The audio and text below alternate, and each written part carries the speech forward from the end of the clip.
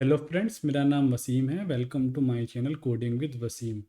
आज की इस वीडियो में हम कवर करने वाले हैं HTML tutorials for beginner in one video. अगर आप प्रोग्रामिंग सीखना स्टार्ट कर रहे हैं या प्रोग्रामिंग में नए हैं और आपको वेब डेवलपमेंट सीखना है तो ये ट्यूटोरियल्स आपके लिए हैं, आप इसको देख सकते हैं। अगर आपको HTML ऑलरेडी आती है या पहले से वर्क कर रहे हैं तो इसको भी तब भी आप देख सकते हैं। इसमें हम बेसिक से लेके एडवांस टॉपिक कवर करने वाले हैं। तो लेट्स स्टार्ट करने से पहले हमें कुछ टूल्स की रिक्वायरमेंट पड़ेगी। एक टेक्स्ट एडिटर की रिक्वायरमेंट पड़ेगी और एक ब्राउज़र की रिक्वायरमेंट पड़ेगी जहाँ पर हम अपनी HTML फाइल का आउटपुट देख सकते हैं। तो चलते हैं क्रोम पर। यहाँ पर हम सबसे पहले सर्च करते हैं visual studio code download. First link आएगी, आपको इस पर क्लिक करना है और यहाँ से आप डाउनलोड कर सकते हैं। पहले जो लिंक है वो विंडोज़ के लिए है, लिनक्स के लिए है और मैक के लिए है। तो मैं ऑलरेडी डाउनलोड कर चुका हूँ और इंस्टॉल कर चुका हूँ, तो इसलिए मैं इसको डाउनलोड नहीं करूँगा। अगर आपके पास क्रोम ब्राउज़र ऑलरेडी इंस्टॉल है तो वेल एंड गुड। अगर आपके पास इंस्टॉल नहीं है तो आप सर्च कर सकते हैं क्रोम डाउनलोड। डाउनलोड क्रोम पे आप क्लिक करेंगे तो ये वाला पेज खुल जाएगा। यहाँ से आप क्रोम ब्राउज़र को डाउनलोड कर सकते हैं। ठीक है, तो चलिए शुरू करते हैं। सबसे पहले हम देखते हैं what is HTML। So HTML क्या है? HTML stand for hyper text markup language. HTML क्या है? बेसिकली एक मार्कअप लैंग्वेज है जो टैग्स को कंटेन करती है। HTML is the standard markup language for creating web pages. तो एक स्टैंडर्ड मार्कअप लैंग्वेज है जो वेब पेज को क्रिएट करती है। आगे बढ़ने से पहले मैं आपको बताना चाहूँगा मार्कअप लैंग्वेज क्या होती है। मार्कअप लैंग्वेज वो लैंग्वेज होती है जिसके पास अपने खुद के टैग्स होते हैं, जो टैग बेस होती है, और उस टैग का हम यूज़ करते हैं एक मार्कअप लैंग्वेज में। तो HTML की प्रोग्रामिंग लैंग्वेज नहीं है, ये जस्ट एन मार्कअप लैंग्वेज है। HTML describe the content and format web pages using tags. तो जैसा कि मैंने बताया कि मार्कअप लैंग्वेज है तो इसमें टैग्स होंगे और इस टैग्स के इन टैग्स का यूज़ करके हम वेबसाइट का कंटेंट और फॉर्मेट डिफाइन कर सकते हैं। HTML element tell to the browser how to display the content. तो HTML टैग्स के थ्रू हम ब्राउज़र को कमांड दे मतलब इंस्ट्रक्शन दे सकते हैं कि हमें कहाँ पर हेडिंग दिखानी है, कहाँ पर इमेज दिखानी है, कहाँ पर लिंक्स दिखाने हैं। तो बेसिकली हम अपने कंटेंट को कंट्रोल कर सकते हैं HTML के थ्रू, किस तरीके से हमें कौन सी चीज़ कहाँ पर दिखानी है। तो HTML elements label pieces of content such as this is heading, this is the paragraph, this is a link, etc. तो ये HTML के कुछ कंटेंट के एग्जाम्पल हैं, like heading, paragraph, link, etcetera. अब चलते हैं आगे। तो यहाँ पर हम देखते हैं कि हिस्ट्री ऑफ द HTML। तो HTML की हिस्ट्री ये है। सबसे पहले जो वर्जन जो रिलीज़ हुआ था HTML1 वो 93 में हुआ था। और HTML का सेकंड वर्जन जो रिलीज़ हुआ था 1995 में। HTML का थर्ड वर्जन 1997 में, फोर्थ वर्जन 1999 में, और फोर्थ 4.01 वर्जन 2012 में, और जो करंटली यूज़ कर रहे हैं हम, यूज़ हो रहा है, वो 2014 में HTML5 रिलीज़ हुआ था। तो इसको किसने डेवलप करा था HTML को, उसको देखते हैं। तो 1980 में Tim Berners Lee develop his first hypertext system enquire for personal use. तो 1980 में टिम बर्नर्स ने एक हाइपरटेक्स्ट सिस्टम डेवलप किया था जो पर्सनल यूज़ के लिए था इनिशियली, पब्लिकली अवेलेबल नहीं था। 1990 1990 में आप देख सकते हैं कि ये Berners Lee invents 1.0 while working at the European organisation for nuclear research. तो इन्होंने बर्नर-ली ने HTML 1.0 का वर्जन रिलीज़ किया था 1990 में। 1991 में आप देखेंगे, 1991 में HTML used to publish the world's first website on August 6। तो अगस्त 6 को इसमें फर्स्ट वेबसाइट पब्लिश की गई थी, but still HTML publicly available नहीं था। 1993 में the first version of HTML is release.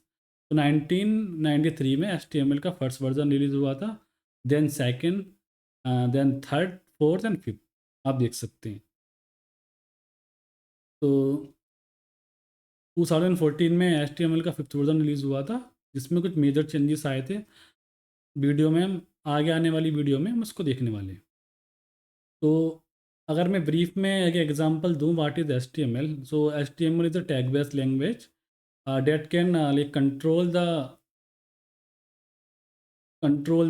content of web page and tell to the browser how to display the content. So ये HTML होती है हमारी, ये HTML की डेफिनेशन है। सो आगे ये हमने सारी हिस्ट्री देखी।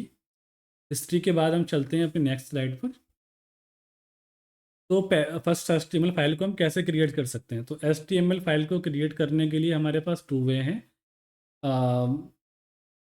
सबसे पहले यहाँ पे जैसे हम कोई भी HTML फाइल बनाते हैं तो उसके आगे हमें देना होता है index.html। .html इसका एक्सटेंशन है, तो एक्सटेंशन ऑलवेज सेम रहेगा। और इंडेक्स या नेम है, ये नेम कुछ भी हो सकता है, ये अबाउट हो सकता है, कॉन्टैक्ट हो सकता है, और कुछ भी हो सकता है, ABC हो सकता है, कुछ भी ये हो सकता है। तो it is the default name for a website home page. But अब कभी भी लाइक हम अपने HTML का प्रोजेक्ट क्रिएट कर रहे हैं तो उसमें एटलीस्ट वन index.html होनी चाहिए, क्योंकि बाय डिफ़ॉल्ट जो हमारा सर्वर जब जब भी हम इस वेबसाइट को होस्ट करेंगे तो उसे index.html को फाइंड करने का ट्राई करता है और उसको लोड करता है। तो बेसिकली हम कह सकते हैं ना, this index.html is the default file of our project. तो index.html डिफ़ॉल्ट फाइल होती है। तो अगर आप ये फाइल क्रिएट करना चाहते हैं HTML की, उसके साथ हमें .html एक्सटेंशन अपेंड करना पड़ता है। और चाहो तो आप .html की जगह .htm भी लिख सकते हैं। तो आगे चलते हैं, लेट डिस्कस HTML टैग्स। तो HTML टैग्स क्या होते हैं? एक कंटेनर और सम कंटेंट और अदर HTML टैग्स। ये आप देख सकते हैं, ये एलिमेंट है, ये टैग है, एलिमेंट और टैग बोलते हैं इसको। और ये कंटेंट क्या है? दिस इज़ ए पैराग्राफ, ये कंटेंट है। अनदर एग्जांपल देखते हैं HTML टैग का। H1 टैग एग्जांपल, इसमें क्या है? H1 हमारे पास ये HTML एलिमेंट है और हेडिंग इसमें कंटेंट है।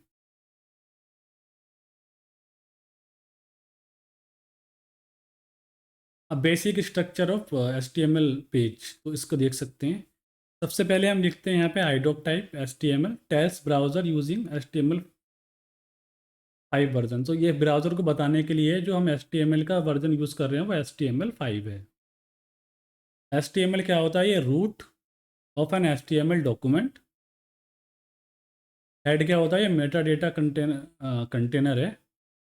इसके अंदर हमारे पास टाइटल होता है और इसके अंदर हमारे पास मेटा टैग होता है, और इसके अंदर जो भी हम CSS की फ़ाइल इंक्लूड कर सकते हैं और जावास्क्रिप्ट की, जो हम आगे आने वाली वीडियोस में देखेंगे, वो सारी की सारी हम इसी के अंदर इंक्लूड करते हैं। और उसके बाद हमारे पास होती है ये बॉडी। बॉडी के अंदर सारा का सारा हम कंटेंट रखते हैं, अपना जो भी पैराग्राफ्स, हेडिंग्स, इमेजेस, लिंक्स, वो सारा का सारा कंटेंट हमारा बॉडी के अंदर आता है। तो ये बेसिक स्ट्रक्चर है जो ऑलवेज सेम रहेगा जब भी आप HTML पेज क्रिएट कर रहे हैं। तो बस यहाँ से जो भी हमें चेंजेस करने होंगे वो यहाँ से हम कर सकते हैं बॉडी के अंदर। पैराग्राफ टैग है क्लोज, और ये हमारा क्लोजिंग फॉर द बॉडी है और क्लोजिंग फॉर द HTML। तो चलिए अब हम एक बेसिक HTML का पेज बनाकर देखते हैं। तो सबसे पहले मैं VS कोड को ओपन करूँगा।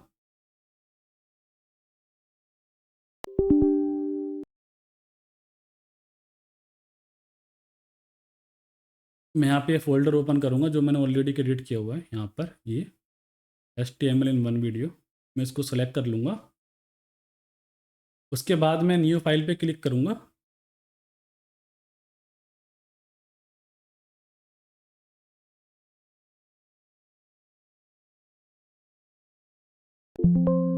इस फाइल को हमें बाहर मूव करना पड़ेगा, एक्सेस फोल्डर के अंदर नहीं लेना। तो यहाँ पर ये index dot H T M L मैंने बनाई है, और इसके अंदर सबसे पहले हमें लिखना होता है हाइडॉक type H T M L. उसके बाद लिखना होता है हमें एच टी एम एल, और उसके बाद लिखना होता है हमें हेड।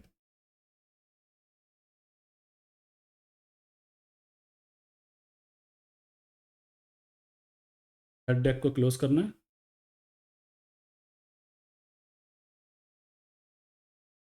उसके बाद लिखना होता है हमें टाइटल।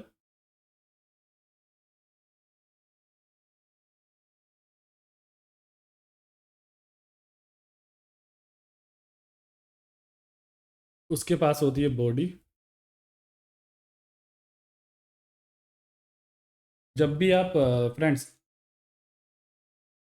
जब भी आप एक H T M L web page बना रहे हैं, तो इतना स्ट्रक्चर जो है ये आपको ऑलवेज रिपीट करना है। यहाँ पे पेज का टाइटल देना है, हेड टैग लगाना है, बॉडी लगाना है, इतना स्ट्रक्चर ऑलवेज सेम रहेगा जब भी हम एच टी एम एल के साथ वर्क कर रहे हैं।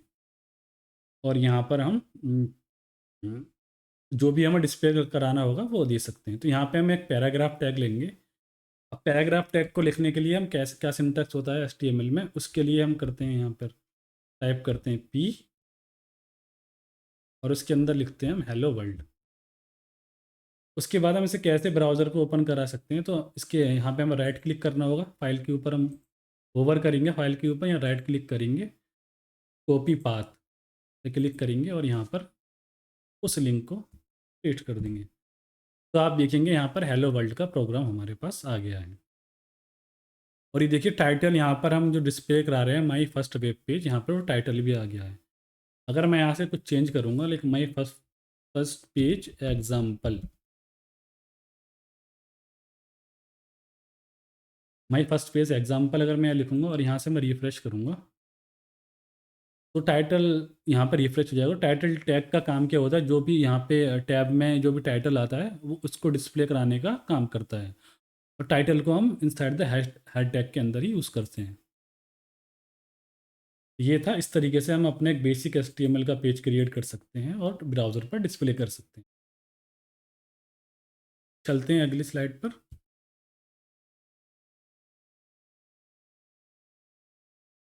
सम important points: HTML tag is parent of head, body tag most of HTML। तो इसको हम एक्सप्लेन करता हूँ मैं। इस हेड टैग का पेरेंट कौन है हम देखेंगे, तो इस हेड टैग का पेरेंट है, मिनिमाइज करो यहाँ पे HTML। और ऐसे ही यहाँ पर देख सकते हैं इस बॉडी टैग का पेरेंट कौन है, HTML है। अगर मैं टाइटल टैग की बात करूँ तो इसका पेरेंट कौन है, हेड टैग है। इसको रेफर करेंगे, जो लास्ट क्लोजेस्ट वन को हम रेफर करेंगे, जो क्लोजेस्ट होगा वो उसका पेरेंट होगा। और हेड का पेरेंट कौन है, ये HTML है। इसी तरीके से हमारे पास एक पी टैग है, पी का पेरेंट कौन है, बॉडी है हमारे पास। अब ये हमारे पास सम एग्जांपल होते हैं ब्लॉक एलिमेंट्स के। Take up the full width available and start और new line. For example P हमारे पास देख लेते हैं। हमारे पास पी टैग है, एक ब्लॉक एलिमेंट है। ब्लॉक एलिमेंट का मतलब क्या है कि जो भी ये विथ टैग कर रहा है ना, अगर यहाँ पे इसका राइट साइड में कंटेंट के लिए प्लेस भी अवेलेबल, स्पेस अवेलेबल है, बट यहाँ पर ये रेंडर नहीं करेगा। ये नेक्स्ट लाइन में रेंडर करेगा, क्योंकि एक ब्लॉक एलिमेंट है। ब्लॉक एलिमेंट क्या करता है, पूरी फुल विड्थ लेता है, यहाँ तक स्टार्ट करके एंड तक यहाँ तक फुल विड्थ लेता है। तो अगर मैं यहाँ पर इस पैराग्राफ को डुप्लीकेट करूँगा, लाइक हेलो वर्ल्ड, यहाँ पर मैं अगर लिखूँगा,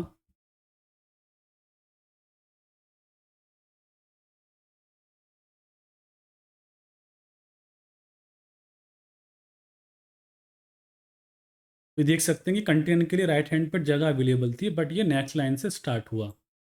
तो ये नेक्स्ट लाइन से स्टार्ट हुआ, तो इसको ही हम बोलते हैं ब्लॉक एलिमेंट।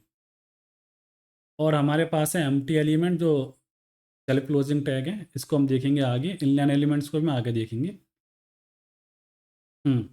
इस इनलाइन एलिमेंट को भी हम आगे देखने वाले हैं, जो कि होते हैं स्पैन अटैक, आगे वीडियो के आगे देखने वाले हैं। और एम्प्टी और सेल्फ क्लोजिंग टैग को भी देखने वाले हैं। And then last point is we can use inspect element view page source to edit HTML। Like जो भी हमने HTML किया है, ये जो कोड किया है, इसको मुझे वेब ब्राउज़र पर देखना है, मैं कैसे देख सकता हूँ? तो या तो आपके पास दो ऑप्शन है उसको इंस्पेक्ट करने के लिए। या तो आप F12 प्रेस कर सकते हैं, अदरवाइज आप राइट क्लिक कर सकते हैं और यहाँ पे इंस्पेक्ट पे क्लिक कर सकते हैं। जैसे हम इंस्पेक्ट पे क्लिक करेंगे तो आप देखेंगे कि सारी की सारी हमारे पास वेब पेज का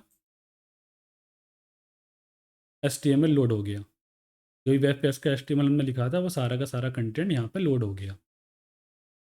तो उसके लिए अब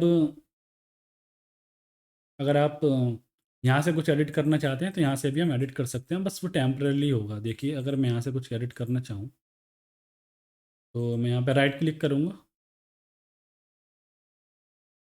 मैं पी पे क्लिक राइट ओवर करूँगा, राइट क्लिक करूँगा, एडिट एज HTML और यहाँ पे लिख सकते हैं हम टेस्ट, लाइक दिस। यहाँ पे टेस्ट आ गया और ये चेंजेस टेम्पररी है। अगर जैसे ही पेज को रिफ़्रेश करूँगा तो ये ओरिजिनल स्टेट में आ जाएगा।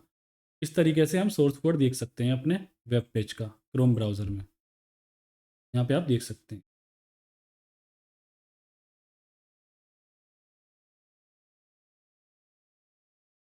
उसके बाद हम चलते हैं अपनी अगली स्लाइड पर।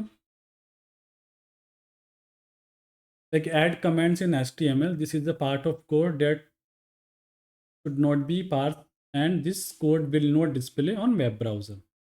कई बार हमें ऐसा होता है कि वो कोड हमें चाहिए होता है HTML पर, बट वो हम चाहते हैं कि जो हमने पैराग्राफ लिखा है वो, एक पैराग्राफ का हम एग्जांपल लेते हैं। इस पैराग्राफ को फ़िलहाल के लिए मुझे लाइक अभी कमेंट करना है और बाद में इस पैराग्राफ को हम यूज़ करना है। तो उसके लिए हम कैसे कर सकते हैं, मैं चाहता हूँ ये वाला जो पैराग्राफ है मेरे कोड में तो रहे बट ब्राउज़र पे डिस्प्ले ना हो। उसके लिए हम यूज़ करते हैं कमेंट। अब कमेंट कैसे कर सकते हैं, हम यहाँ पर लिख सकते हैं हम angle brackets, exclamation mark and hyphen hyphen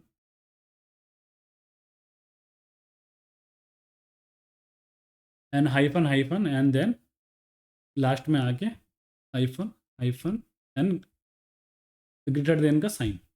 इस तरीके से हम कमेंट कर सकते हैं। और अगर आपको VS कोड यूज़ कर रहे हैं तो इसमें एक शॉर्टकट की है, शॉर्टकट की का नाम है, अगर आप विंडोज़ यूज़ कर रहे हैं कंट्रोल / और मैक यूज़ कर रहे हैं तो उस केस में शॉर्टकट है कमांड /। अब इसको हम सेव करते हैं, देखते हैं आप देखेंगे कि ये वाली हमारी हेडिंग, ये पैराग्राफ में जो टेक्स्ट आ रहा है, कंटेंट आ रहा है, ये डिस्प्ले होगा, सेकंड वाला पैराग्राफ डिस्प्ले नहीं होगा। तो आप देख सकते हैं कि यहाँ पर सेकंड वाला पैराग्राफ डिस्प्ले नहीं हुआ है, फर्स्ट वाला पैराग्राफ ही डिस्प्ले हुआ है। बट अगर मैं इसे इंस्पेक्ट करूँगा इस कोड को तो ये वो अब भी एग्जिस्ट कर रहा है यहाँ पर, बट ये कमेंटेड है, एज अ कमेंटेड। तो इस तरीके से हम कमेंट अपने HTML डॉक्यूमेंट्स में ऐड कर सकते हैं। अब चलते हैं आगे। तो यहाँ पर HTML is not case sensitive है, तो अगर हम जैसे चाहे हम HTML ऐसे लिखें या ऐसे लिखें, बात एक ही है। P ऐसे लिखें ऐसे लिखें, एक ही बात है। हेड ऐसे लिखें हेड से लिखें हेड, एक ही बात है। बॉडी ऐसे लिखें या बॉडी, एक ही बात है।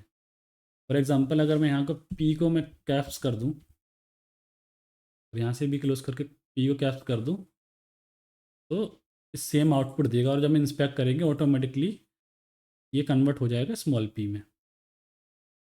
बट इसको बेस्ट प्रैक्टिस यही है, क्योंकि आपने सुना होगा कि गूगल पर हमारी वेबसाइट रैंक करती है और एक्सेसिबिलिटी के इश्यूज आ सकते हैं अगर हम ये कैप्स यूज़ करते हैं। तो most of the case like generally जो डेवलपर्स हैं वो ये यूज़ करते हैं, स्मॉल p वही हम यूज़ करते हैं, स्मॉल टैग को ही हम रिकमेंड करते हैं। अब चलते हैं हम आगे। बेसिक HTML टैग्स, इसमें आप देखने वाले हैं हम HTML attributes. Attributes are use to add more information to the tag and pass inside the opening tag element. For example अगर हमें बताना है कि हम कौन सी लैंग्वेज यूज़ कर रहे हैं, उसके लिए हम पास करेंगे lang attribute equal to en अपने HTML में। और एंकर टैग में हम कौन सी लाइक ये यूज़ कर रहे हैं, ये हम इस टैग को हम आगे देखेंगे। तो इस तरीके से अगर मैं एट्रीब्यूट पास करना हो जो इसका ओपनिंग टैग है, ओपनिंग टैग कौन सा होता है, तो इस तरीके का होता है, इसको कहते हैं हम ओपनिंग टैग। और जो फॉरवर्ड स्लैश से यहाँ से एंड होता है उसको कहते हैं हम क्लोजिंग टैग। ये हमारा क्या है, ये हमारा क्लोजिंग टैग है। ये है क्लोजिंग टैग और ये है हमारा ओपनिंग टैग। इसमें हमारे पास कोई फॉरवर्ड स्लैश नहीं होता, उसमें ग्रेटर देन, लेस देन या ग्रेटर देन का सिंबल होता है। जिसमें फॉरवर्ड स्लैश आ जाता है बीच में तो वो हमारा क्लोजिंग टैग होता है। अब इस लैंग एट्रीब्यूट को हमें यहाँ पास करना होगा।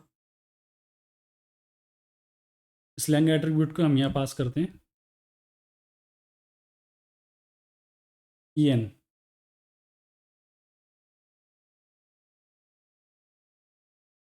en का मतलब ये है कि यहाँ पे हम इंग्लिश लैंग्वेज को यूज़ करने वाले हैं। हम इसको सेव करते हैं, सेम रहेगा, बट यहाँ पर ये यहाँ पर हम इंस्पेक्ट करेंगे तो यहाँ पे देख सकते हैं, यहाँ पे HTML के पास लैंग एट्रीब्यूट आ चुका है। अब हम देखते हैं अपना अगला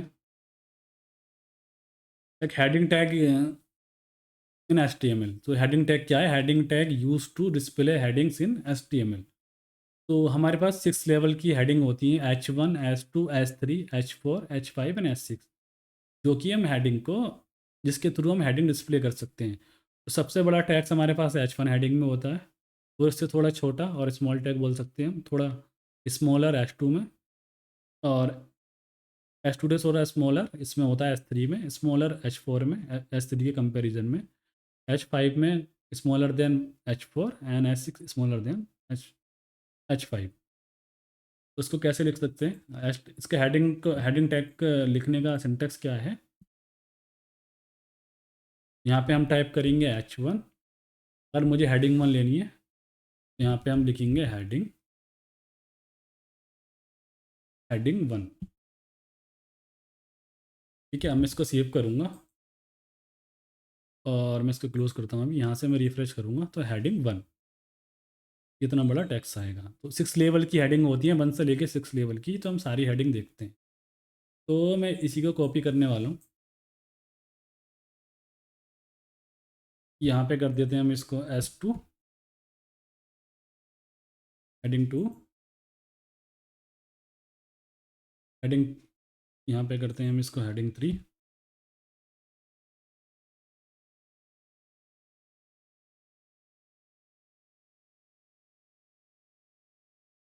यहाँ पे करने वाले हैं हम इसको हेडिंग 4,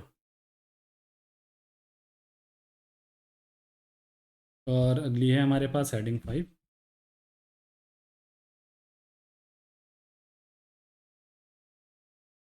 और अगली है हमारे पास हेडिंग 6।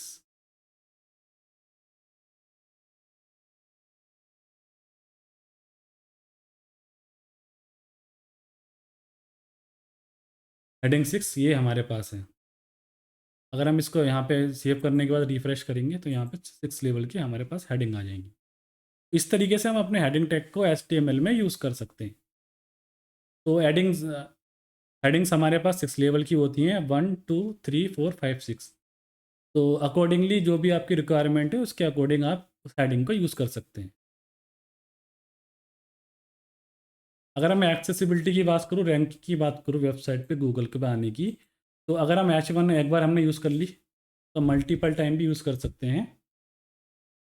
बट उससे होगा क्या, देखिए ऐसे भी यूज़ कर सकते हैं मल्टीपल टाइम, मगर उससे होगा क्या, जो हमारी एक्सेसिबिलिटी उसमें प्रॉब्लम आएगी और हमारी वेबसाइट रैंक नहीं करेगी टॉप पर, और होगा क्या कि उससे प्रॉब्लम क्रिएट हो जाएंगी। तो अगर आपने एक बार, तो हमें बेस्ट प्रैक्टिस यही है, अगर बेस्ट प्रैक्टिस हम कर रहे हैं तो यही है, अगर हमने एक बार H1 हेडिंग यूज़ कर ली तो हमें H1 हेडिंग दोबारा से उस वेब पेज पर यूज़ नहीं करनी है। उसके अलावा हम क्या यूज़ कर सकते हैं, H2 हेडिंग को हम यूज़ कर सकते हैं। ठीक है, तो चलिए हम अगले टैग की तरफ चलते हैं अपने, जो कि ये पैराग्राफ टैग, हम इसे ऑलरेडी कवर कर चुके हैं। तो use to display paragraph in HTML, this is a paragraph example. तो हम यहाँ पर थोड़ा पैराग्राफ का एग्जाम्पल देखते हैं। यहाँ पर देख सकते हैं आप, मैं यहाँ पे सब डमी टैक्स लेने वाला हूँ, तो उसके लिए लिखता हूँ मैं लॉरम इप्सन डमी टैक्स।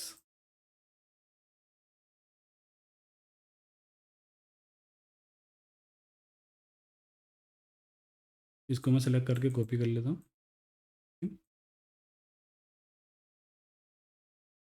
और अगर मैं इसको यहाँ पे डालूँगा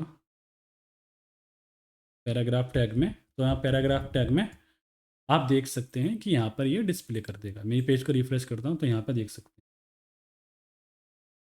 ये डिस्प्ले कर रहा है इस तरीके का पैराग्राफ। तो कभी भी हमें पैराग्राफ दिखाने हो अपने वेब पेज पर तो उसके लिए हम पी टैग को यूज़ करते हैं। अब ये हमारे पास चलते हैं अपने अगले टैग की तरफ, जो है हमारा एंकर टैग। तो anchor tag is also known as hyper links, इसको हम हाइपर लिंक बोलते हैं। और use to add links to your page, जो हमारा वेब पेज है उस पर हम इस with the help of anchor tag links को हम ऐड कर सकते हैं। इसको यूज़ करने के लिए क्या सिंटैक्स है? इसको यूज़ करने के लिए ये सिंटैक्स है कि हमें ए टैग लिखना होगा, उसके अंदर एट्रीब्यूट पास करना होगा HRF, इसके अंदर हम एब्सोल्यूट और रिलेटिव दोनों पाथ पास कर सकते हैं। उसके अंदर जो टैक्स जो हमें दिखेगा वहाँ पर ब्राउज़र पर वो पास करना होगा और उसके क्लिक पर ये लिंक खोल देगा, ये लिंक ओपन कर देगा। तो पहले हम देखेंगे एब्सोल्यूट पास के साथ एग्जाम्पल इसका ये टैग का HREF, और यहाँ पर हम देंगे google.com। और इस तरीके से ये आप देख सकते हैं यहाँ पर हम देंगे https://www.google.com गूगल ई। फाइल को करेंगे सेव और यहाँ पे हम करेंगे रिफ्रेश, तो गूगल हमारा यहाँ पर आ गया। तो ये जो हमारा पाथ है पहले बता देता हूँ मैं आपको, ये हमारा एब्सोल्यूट पाथ है जिसमें हम लाइव यूआरएल्स देते हैं। तो अगर हम इस पर क्लिक करेंगे तो ये google.com को ओपन कर देगा, ठीक है। और हमें रिलेटिव पाथ देना होता है तो उसके लिए हम अपने लोकल अपने फोल्डर में से ही पाथ देते हैं। फॉर एग्जांपल यहाँ पे मैं एक और फाइल क्रिएट कर लेता हूँ, about.html। मैं उसके अंदर ये ऐड करता हूँ और यहाँ पर मैं लिखता हूँ about, और यहाँ पर मैं टाइप करता हूँ about पेज। अब ये अबाउट पेज को हम कैसे दिखा सकते हैं? तो इसके लिए हमें लिखना होगा ये, तो कॉपी करता हूँ मैं और यहाँ से हम लिख सकते हैं अबाउट, और अबाउट के बाद हम यहाँ से लिख सकते हैं about.html। जब हम इस पर क्लिक करेंगे, रिफ्रेश करते हैं, हमारे अबाउट पेज खुल गया। यहाँ पे देख सकते हैं हमने जो टाइटल अबाउट में पास किया था वही टाइटल आ रहा है और यहाँ पर अबाउट पेज ही हमारा आ रहा है। उसके बाद हम बैक करते हैं, ठीक है। अब इनमें एक प्रॉब्लम है मैं आपको दिखाना चाहता हूँ गाइस। यहाँ पे प्रॉब्लम क्या है? प्रॉब्लम ये है कि जब भी हम क्लिक कर रहे हैं, गूगल पे क्लिक कर रहे हैं या अबाउट पे क्लिक कर रहे हैं, तो वो हमारे पेज को क्या कर रहा है? ओवरराइड कर दे रहा है यूआरएल को, और हम दूसरे पेज पर पहुँच जा रहे हैं।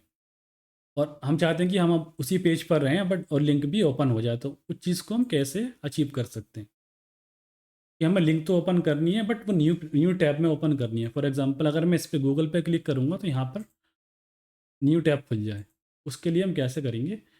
उसके लिए लिख सकते हैं हम, एक टारगेट एट्रीब्यूट होता है, इसका इनबिल्ट एट्रीब्यूट होता है, इसको हम बोलते हैं टारगेट। यहाँ पर ब्लैंक, और सेम हम कॉपी करेंगे और ये अबाउट में भी हम पास कर देते हैं। हम रिफ्रेश करता हूँ इसको। जब भी हम इसको क्लिक करेंगे अब गूगल को तो ये न्यू टैब ओपन करेगा। देखिए गूगल की एक टैब खुल गई, हमारा पेज वहीं का वहीं है। और ऐसे ही यहाँ से हम अबाउट पे क्लिक करेंगे तो अबाउट का पेज खुल जाएगा। तो ये था अबाउट द एंकर टैग। सो हमने सारा चीज़ पढ़ ली है एंकर टैग के बारे में, क्या है, कैसे वर्क करता है। और इसमें एक प्रॉपर्टीज़, एक एट्रीब्यूट रहता है, या प्रॉपर्टी कह सकते हैं उसको। फॉर एग्जांपल अगर मैं गूगल पे इसको होवर करता हूँ तो यहाँ पे मुझे मैसेज आना चाहिए एक, लाइक विजिट टू गूगल, और अबाउट पे मैं ओवर कर रहा हूँ तो यहाँ पर आना चाहिए विजिट टू अबाउट। वो कैसे कर सकते हैं? तो उसके लिए हम, हमारे पास एक एट्रीब्यूट टाइटल, यहाँ पे लिख सकते हैं हम विजिट विजिट गूगल, और यहाँ पे लिख सकते हैं हम टाइटल में विजिट अबाउट, विजिट अबाउट। और इसको रिफ्रेश करते हैं। जैसे ही मैं इस पर ओवर करूँगा देख सकते हैं यहाँ पे एक ये आ रहा है विजिट गूगल के नाम से। ये देख सकते हैं, ध्यान से देखें। तो अगर मैं इसको पेज को थोड़ा जूम करूँ तो यहाँ पे आप देख सकते हैं, ये देखिए विजिट गूगल आ रहा है और इस पे ओवर करने पे विजिट अबाउट। इस तरीके से हम टाइटल को ऐड कर सकते हैं। ये था हमारा एंकर टैग के बारे में सब कुछ जो जो हमने कवर किया है। ठीक है, तो चलते हैं अपने अगले टैग की तरफ, तो देखते हैं।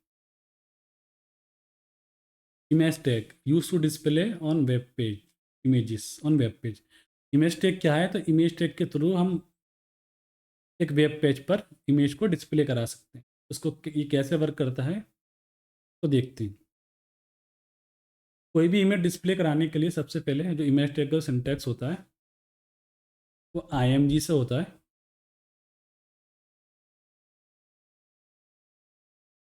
IMG से होता है और SRC इसमें सोर्स देते हैं और हम इसको पहले देते हैं। मेरी जो इमेजेस हैं वो असेट्स फोल्डर के अंदर हैं।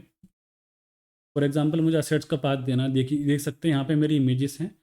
तो मैं यहाँ पे लार्ज वाली इमेज डिस्प्ले कराना चाहता हूँ तो कैसे दिखना होगा? मुझे असेट्स स्लैश यहाँ पर ये आ गया large.jpg, हम सेलेक्ट कर रहे हैं। इतना लिखने के बाद ही ये इमेज टैग हमारा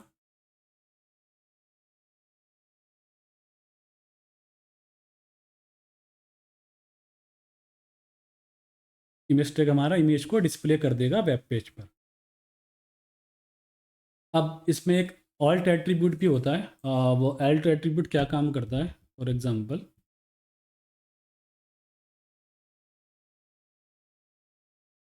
हम इसको देते हैं यूज़र इमेज। जैसे फॉर एग्जांपल मान के चलिए अगर यहाँ पे मैं देता हूँ abc.jpg जो कि एग्जिस्ट नहीं करती मेरे इस फोल्डर में। abc.jpg जो मेरी एग्जिस्ट नहीं कर रही है इस फोल्डर में, तो अगर वो इमेज नहीं मिलती है तो उसकी जगह में क्या दिखाना है? हमें एम्प्टी स्पेस नहीं दिखाना चाहते यूज़र को, और क्या दिखा सकते हैं? उसके लिए हम यूज़ करते हैं ऑल्ट टैग। उसके अंदर जो भी टैग्स पास करेंगे, अगर इमेज हमारी किसी को एरर की वजह से फाउंड नहीं होती है तो उस टैग को, उस इमेज टैग क्या करेगा? इमेज की जगह यूज़र को यूज़र इमेज का कंटेंट ये टैग्स दिखा देगा वेब ब्राउज़र पर। देखिए अब मैंने ABC डाली है, यहाँ पर कुछ नहीं है। जैसे मैं पेज को रिफ़्रेश करूँगा यहाँ देख सकते हैं यूज़र इमेज आने लग जाएगा। तो यहाँ पर इस तरीके से ये ऑल्ट एट्रीब्यूट जो है इसका वर्क करता है। अब हमारे पास, अब चलते हैं इसको हम रीनेम कर दें लार्ज। तो हमारे पास हाइट और विद एट्रीब्यूट होते हैं इमेज में। मान लीजिए मुझे हाइट इसकी इमेज की करनी है, इमेज ज़्यादा बड़ी आ रही है 100 एंड विद मुझे देनी है 100। तो जैसे मैं 100 यहाँ पे दूंगा, रिफ़्रेश करूँगा पेज को, देख सकते हैं इमेज कितनी छोटी हो गई, इस तरीके से छोटी हो गई।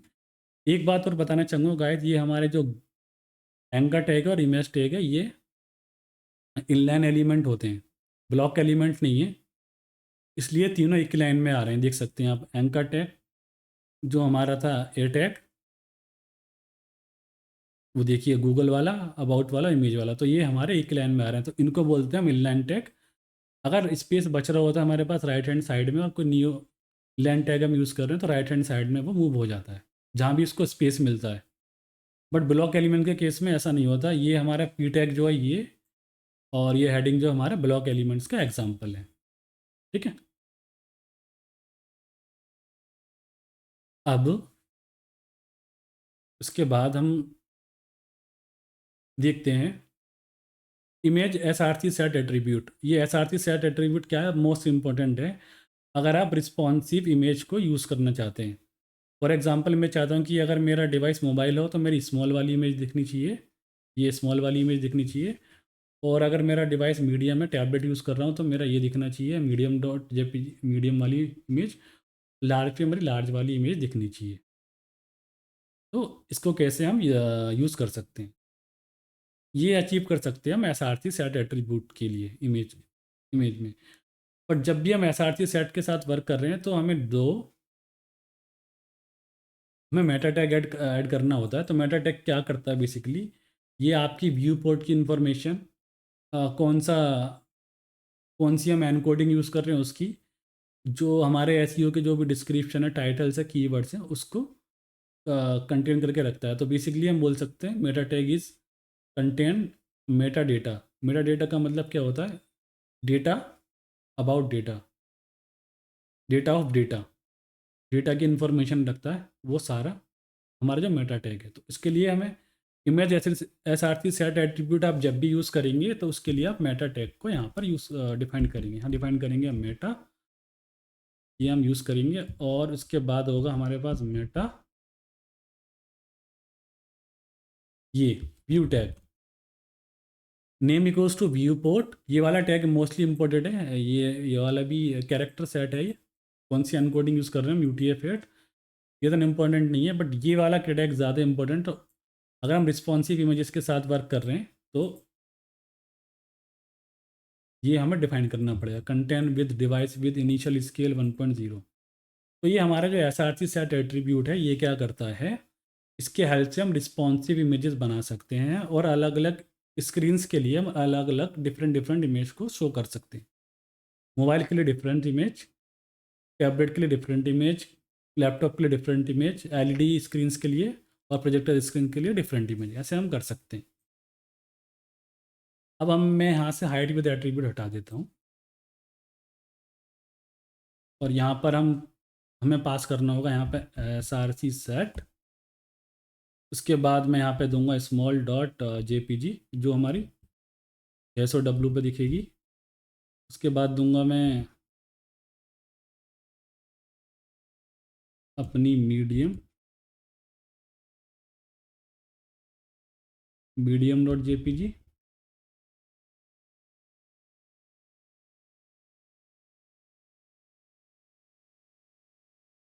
और ये है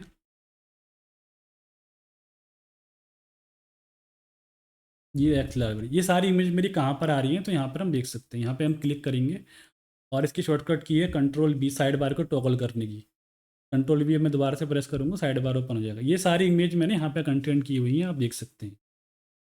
ये हमारी लार्ज यहाँ पे स्मॉल वाली है, मीडियम वाली है, एक्स लार्ज वाली है एंड एक्सेट्रा एक्सेट्रा। हमारे पास और भी चीज़ें हैं, ये भी हैं, देख सकते हैं। स्मॉल है, लार्ज है, मीडियम है।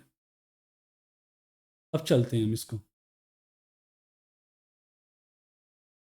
ये काम करते हैं हम सारा का, ये पहले वाला कंटेंट अभी अभी के लिए कमेंट कर देते हैं। ठीक है, अब इसको हम चेक करेंगे। बाय डिफ़ॉल्ट मैंने जो पाथ दिया हुआ है वो अपनी लार्ज इमेज का दिया हुआ है।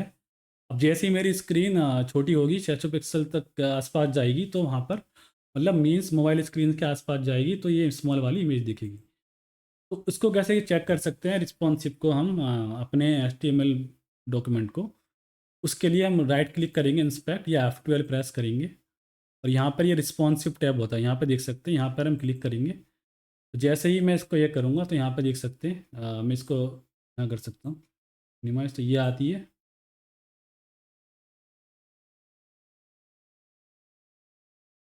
एक बार मैं इसको रिफ़्रेश करता हूँ, ये देखिए यहाँ पे मीडियम वाली आ गई। और जैसे ही हम इस पे पहुँचे और मैं इसको रिफ़्रेश मारा, यहाँ छोटे यहाँ पर देख सकते हैं, यहाँ पर ये आ गया। अगर मैं यहाँ पर देखो, यहाँ मीडियम आती है, उसके बाद थोड़ा सा जूम करूँगा मैं, यहाँ से मैं रिफ़्रेश करूँगा, सेकेंड, यहाँ शिप वाली आ गई। इससे ज़्यादा मैं करूँगा तो ये मेरे पास ये वाली इमेज आ जाएगी। तो इस तरीके से हम रिस्पॉन्सिव इमेज क्रिएट कर सकते हैं HTML के अंदर विदाउट यूजिंग द CSS। तो हम इस तरीके से रिस्पॉन्सिव इमेज लगा सकते हैं। ठीक है, और अब चलते हैं कि ये तो हमने जो भी पाथ दिया इमेज में, लोकल पाथ दिया। अब मैं इसको हटा देता हूँ, रिक्वायरमेंट नहीं है।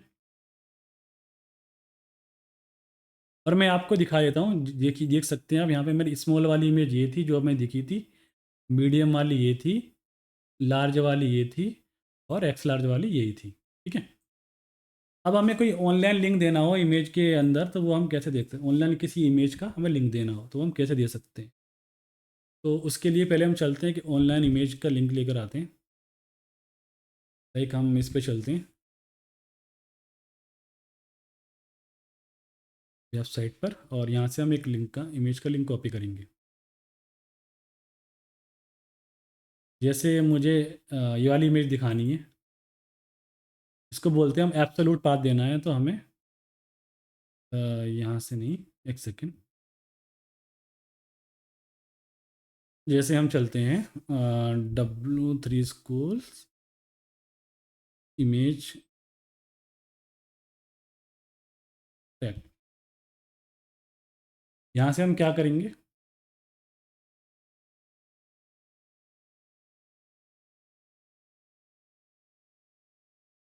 ये देख सकते हैं यहाँ से इस वाली यूआरएल को हम कॉपी करेंगे और इसको हमें दिखाना हो तो हम कैसे दिखा सकते हैं, विद एब्सोल्यूट यूआरएल को हम यहाँ पर डायरेक्टली ये यूआरएल पेस्ट कर देंगे और ये यहाँ से इमेज लोड हो जाएगी। रिफ्रेश करेंगे, ये देख सकते हैं बल्ब वाली इमेज हमारे पास आने लगी। तो इस तरीके से हम ये कर सकते हैं, एब्सोल्यूट यूआरएल को भी हम यहाँ पर दिखा सकते हैं। अब चलते हैं अगले पार्ट में, और यहाँ पर अगले स्लाइड पर चलते हैं। और यहाँ पर है हमारे पास एक एक्सरसाइज। तो इस एक्सरसाइज में क्या करना है, सबसे पहले हमें एक ऐड लिंक करनी है टू पैराग्राफ में, और उसके बाद हमें ऐड लिंक टू इमेज, तो यहाँ पर एक लिंक लगानी है पैराग्राफ के लिए और लिंक ऐड करना है। लिंक को मैंने शॉर्टकट में लिखा हुआ है, इसका मतलब है hyper link to paragraph, hyper link to image, and also add link to second and third line of the paragraph. तो मैंने जिस पैराग्राफ को कमेंट किया था इसी को हम अनकमेंट कर लेते हैं, और बाकी इनको एक बार हम कमेंट ही कर देते हैं। यहाँ से इसको जाते हैं,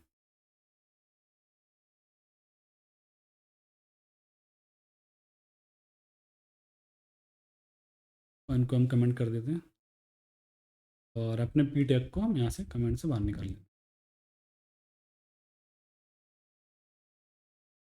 ठीक है, पैराग्राफ पे हमें लिंक लगानी है, तो ये मैं यहाँ से कॉपी करूँगा। जैसे हम पैराग्राफ पे क्लिक करें, ये google.com को ओपन कर दे, तो यहाँ से हम कॉपी कर लेते हैं जो हमने ऑलरेडी लिंक लगाया था।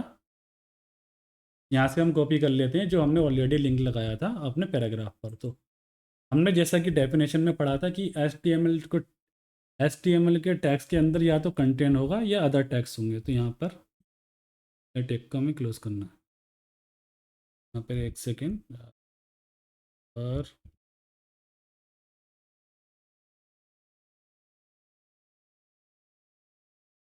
ये यहाँ पर हमारा क्लोज हो गया, तो इसको यहाँ से हम कट करेंगे और यहाँ पर पेस्ट कर देंगे। ये आई थिंक बॉडी हमारी कट हो गई थी, तो इसको हम रिकवर कर लेते हैं, रिस्टोर कर लेते हैं। तो जैसा कि हमने डेफिनेशन में डिस्कस किया था कि H T M L tags के अंदर या तो कंटेंट होगा या अदर टैग्स होंगे। एच टी एम एल में हमारे ए टैग के अंदर क्या है, इसका जो कंटेंट नहीं है इसके अंदर अदर टैग है, पी टैग है। पी टैग के अंदर अपना कंटेंट तो ऐसे भी हम एच टी एम एल में यूज़ कर सकते हैं। तो हमारा पहला पार्ट था एक्सरसाइज का कि हमें पैराग्राफ पर लिंक लगानी है, जो हमने लगा दी। पैराग्राफ आएगा, अब यहाँ पे जैसे हम इस पर क्लिक करेंगे ये google.com पर ओपन हो जाएगा। ठीक है, उसके बाद हमने एक लिंक लगानी है इमेज टैग के ऊपर। तो इमेज टैग के ऊपर हम कैसा लिंक लगा सकते हैं, तो सेम हम कॉपी करते हैं यहाँ से,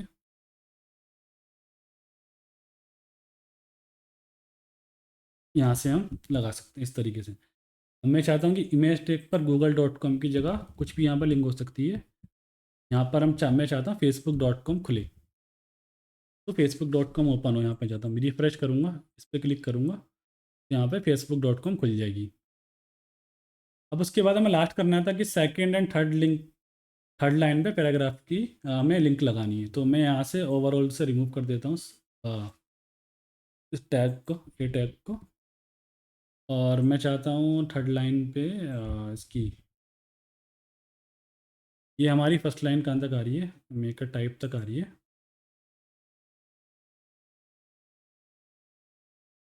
तो उसके लिए हम क्या करेंगे, सबसे पहले अपने पैराग्राफ की हम फर्स्ट लाइन कॉपी करेंगे ऐसे, और यहाँ पर Ctrl+F,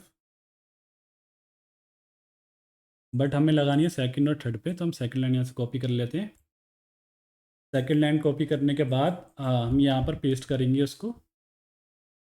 पेस्ट करने के बाद फिर हम यहाँ से चलेंगे और इसको कॉपी करेंगे यहाँ पर, और यहाँ से इसको कट करेंगे यहाँ से, ठीक है। यहाँ ऐड कर देंगे, ऐसे थर्ड थर्ड लाइन पे हमें लगानी है। यहाँ से हम थर्ड लाइन के लिए देंगे, और यहाँ से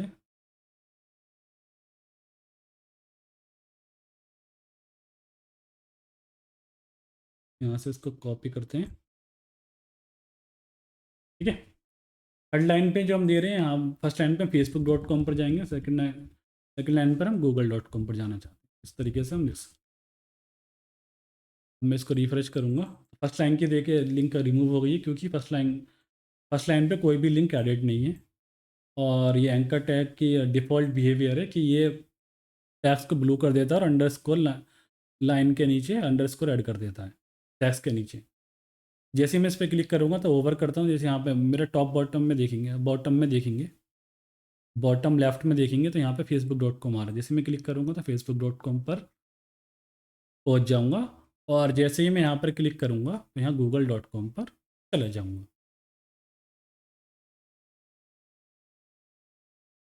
ओके, तो ये था हमारा एंकर टैग, जिसको हम यूज़ कर सकते हैं। जो ये थी हमारी एक्सरसाइज, एंकर टैग हमें ऐड करना था, वो हमने कर दिया। ठीक है, तो ये एक्सरसाइज हमारी डन हो गई है। अब हम देखेंगे अगला टैग।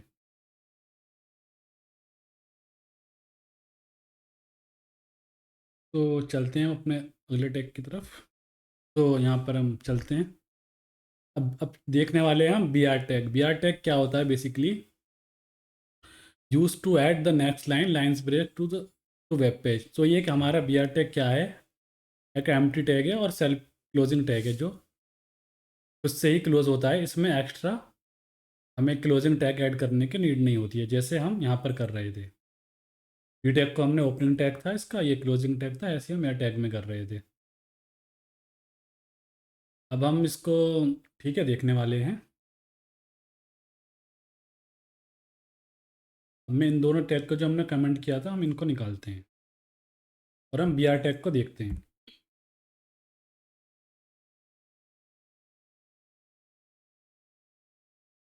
जैसे यहाँ पे देख मैं चाहता हूँ कि यहाँ पर ये गूगल जो है अबाउट है ना, अगले टैब में, अगली लाइन में आना चाहिए, क्योंकि इनलाइन एलिमेंट सेम लाइन में आते हैं।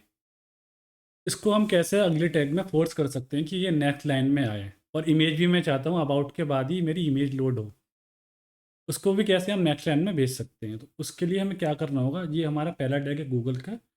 इसके बाद हम लिखेंगे यहाँ पे बी आर टैग /, और इसके बाद भी हम बी आर टैग ऐड कर सकते हैं। यहाँ पर भी हम बी आर टैग लिख सकते हैं। जैसे हम ये लिखेंगे, पेज को रिफ्रेश करेंगे, तो इस तरीके से ये बी आर टैग हमारा वर्क करता है। और यहाँ पे मल्टीपल बी आर टैग्स भी हम यूज़ कर सकते हैं। हमें ज़्यादा स्पेस चाहिए तो हम इसको कॉपी करते हैं। यहाँ पर देख सकते हैं कि मल्टीपल लाइन्स को ये ब्रेक कर देगा, ये देख सकते हैं इस तरीके से। और ऐसे ही यहाँ पर हम स्पेस को क्रिएट कर सकते हैं। यहाँ पे देखिए, यहाँ पर भी हम स्पेस को ले सकते हैं। ठीक है फ्रेंड्स, ठीक है, ये था हमारा बी आर टैग। ओके, चलते हैं अपने अगले टैग की तरफ, जो कि है हमारा bold, italic, underline, mark and deleted tags. तो ये बेसिकली क्या है, ये फॉर्मेटिंग टैग है, use to highlight format tags in web page. किसी टैग्स को हम बोल्ड में दिखाना चाहते हैं तो इसके लिए हम बोल्ड टैग यूज़ करेंगे। किसी को हमें इटैलिक दिखाना है तो उसके लिए हम इटैलिक यूज़ करेंगे। और किसी को हमें अगर अंडरलाइन करना है तो उसके लिए हम यू टैग यूज़ करेंगे। और हमें किसी टैग को मार्क दिखाना है तो उसे उसके लिए मार्क टैग यूज़ करेंगे। किसी टैग को हमें डिलीटेड दिखाना है तो उसके लिए हम डेल टैग यूज़ करेंगे। तो एक एक करके इन सबको देखते हैं। तो इसको मैं यहाँ लिखता हूँ, यहाँ पर देख सकते हैं। यहाँ पर हम लेते हैं, यहाँ पर हम बोल्ड टेक्स्ट का एग्जांपल लेते हैं। यहाँ पे हम देते हैं उसको बोल्ड टेक्स्ट। जैसे ही हम बोल्ड देंगे तो यहाँ पे देख सकते हैं आप, इस तरीके से ये बोल्ड टेक्स्ट आएगा। ठीक है, और इसके बाद मैं बी आर ऐड कर लेता हूँ, तो जो भी मैं अगला टेक्स्ट शो करूँ वो इटैलिक वगैरह है। यहाँ पे देख सकते हैं, यहाँ पर हम लिखेंगे, फिर हम इटैलिक टेक्स्ट, उसके लिए लिखना होगा मैं आई और /i इटैलिक टेक्स्ट। तरीके से हम लिख सकते हैं। यहाँ पे इस तरीके से ये इटैलिक टेक्स्ट होगा हमारे पास। और इस इमेज के बाद हम एक एक बी आर और दे देते हैं।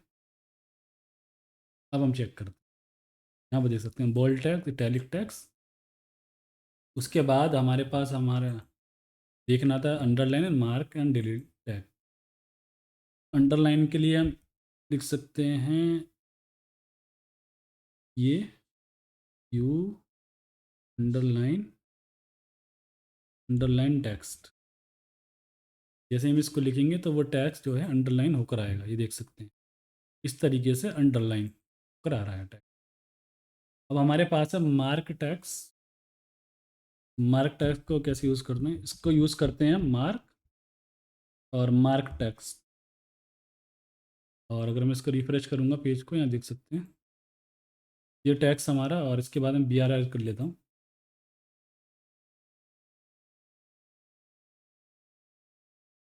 रिफ्रेश करूँ। मार्क टैक्स जैसे येलो कलर में मार्क होकर आता है, मार्क टैक्स है हमारा। कोई हमें डिलीटेड टैक्स दिखाना है तो उसके लिए हम डेल टैग को यूज़ करते हैं। यहाँ पे यूज़ करते हैं हम डेल। और मार्क टैग के बाद मैं यहाँ पर ऐड करूँगा अपना बी आर, नेक्स्ट लाइन में दिखाने के लिए। तो कोई भी डिलीटेड टैक्स है तो इस तरीके से हम दिखा सकते हैं डिलीटेड टैक्स। ये हो गया हमारा डिलीटेड टैक्स। ठीक है, ये हमारा है डिलीटेड टैक्स, इसको हम यूज़ कर सकते हैं इस तरीके से। अब चलते हैं आगे। तो ये हमारे पास बोल्ड, ये फॉर्मेटिंग टैक्स का एग्जांपल हो गया। Bold tags, italic tags, underline tags, mark tags and deleted tags, ये सारे हमने कवर किए। अब चलते हैं अगले टैग की तरफ। अब हमारे पास है big and small tags use to display big and small text on web page. तो हमें कोई बिग टैक्स दिखाना हो, उसको कैसे दिखा सकते हैं हम, इसके बाद मैं ऐड करता हूँ बिग। और मैं यहाँ पे कंपेरिजन, यहाँ पर हम लिखना होगा बिग और यहाँ पे बिग टैक्स। और उसके बाद हम एक बी आर ऐड करते हैं। उसके बाद देते हैं हम स्मॉल टैक्स, यहाँ पे लिखते हैं स्मॉल, और ये स्मॉल स्लैश बी आर, यहाँ पर देख सकते हैं आप। हम थोड़ा बिग टैक्स देते हैं तो कंपैरिजन में जितने भी हमने टैक्स लिस्टेड करे हैं तो ये बिग उन सब में से बड़ा आता है, बड़ा आया है, देख सकते हैं आप।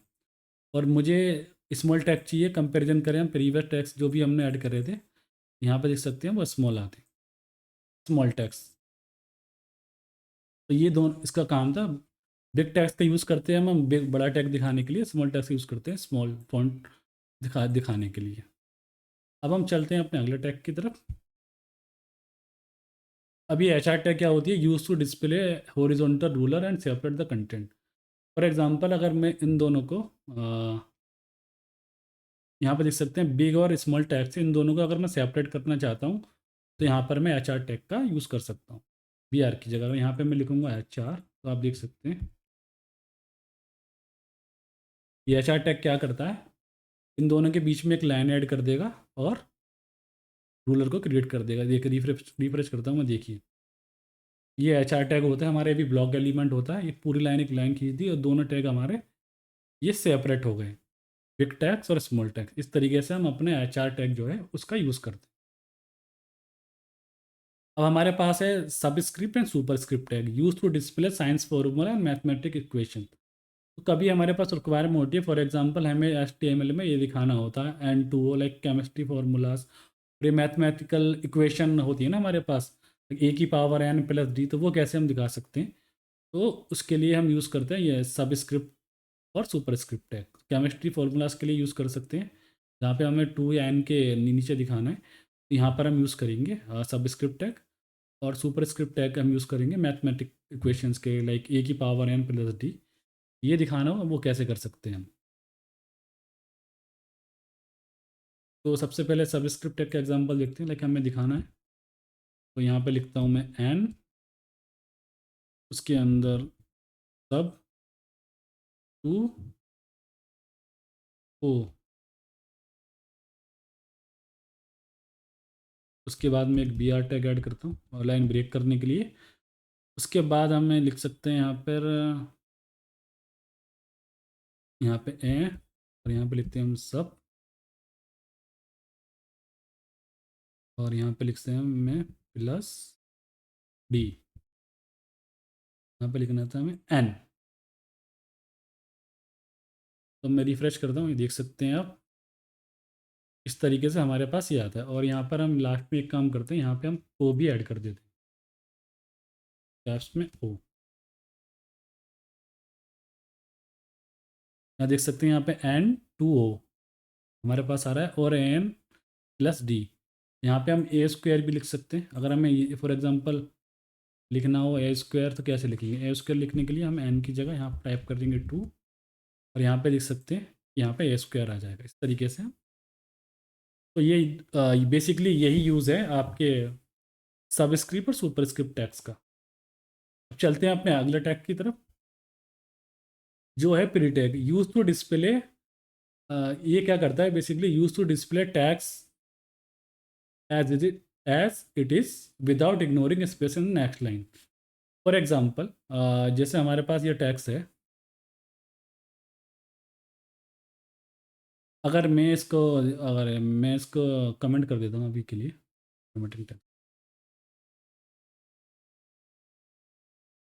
इन सभी को मैं कमेंट कर रहा हूँ अभी के लिए।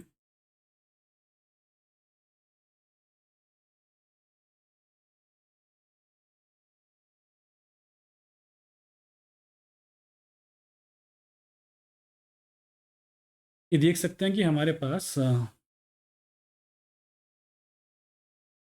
प्री टैग का मैं एग्जांपल है ना, प्री टैग से समझने से पहले हम पैराग्राफ में इसकी रिक्वायरमेंट क्यों पड़ती है, हम पैराग्राफ टैग लेता हूँ मैं एक फॉर एग्जांपल, और यहाँ पे देख सकते हैं कि मैंने यहाँ पर यहाँ से कुछ थोड़ा कंटेंट कॉपी करते हैं ऊपर वाले पैराग्राफ टैग से।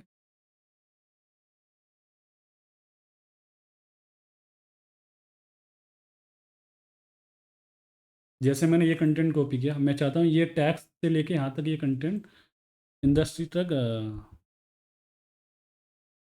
नेक्स्ट लाइन में आना चाहिए।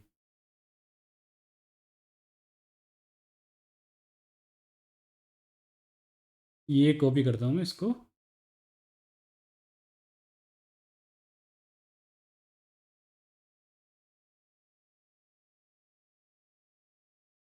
ये नेक्स्ट लाइन में आना चाहिए, और मैं चाहता हूँ कि इसमें स्पेस आना चाहिए यहाँ पर, और उसके बाद ठीक है हमारे पास एक और लाइन आनी चाहिए।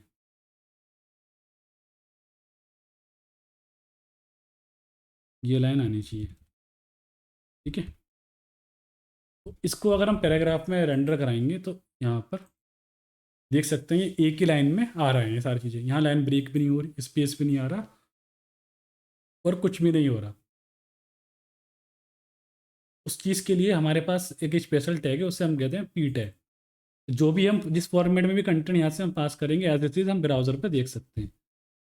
हाँ, प्री टैग कर देंगे, अगर यहाँ प्री लिखूँगा उसके बाद हम देखेंगे, देख सकते हैं आप यहाँ पर देख सकते हैं रम्मी के बाद मेरा एंटर एंटर हो गया, ये लाइन नेक्स्ट लाइन आ गई, यहाँ पे स्पेस आ गया, और यहाँ पर थर्ड लाइन ये हमारी हो गई। तो इस तरीके से हम इसको यूज़ कर सकते हैं, ठीक है। अब हमारे पास जो नेक्स्ट टैग है उसको देखते हैं। ये हमारे पास एक मार्क्यू टैग है। तो marquee tag, what is marquee tag, इसको बारे में थोड़ा पढ़ लेते हैं। Use to create auto scrollable tag image on web page. ये क्या करता है बेसिकली, अगर हमें कोई इमेज को, और सबसे पहले हम बात करते हैं टैग्स की, टैग्स को स्क्रॉल कराना हो, like left to right, right to left, up to down, bottom to up, down to up, तो उसके लिए हमारे पास एक टैग होता है, और उसको कहते हैं हम मार्क्यू टैग। इसके with the help of marquee tag हम ये सारी चीज़ें अचीव कर सकते हैं। उसको देखते हैं। इसके लिए से इसको हटाता हूँ। फॉर एग्जांपल मेरे पास एक मैं मार्क्यू टैग लेता हूँ यहाँ से,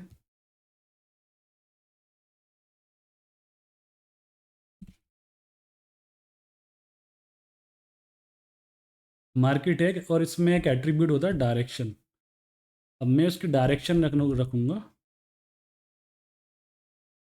लेफ़्ट। तो जैसे ही मैं इसको रिफ़्रेश करूँगा, तो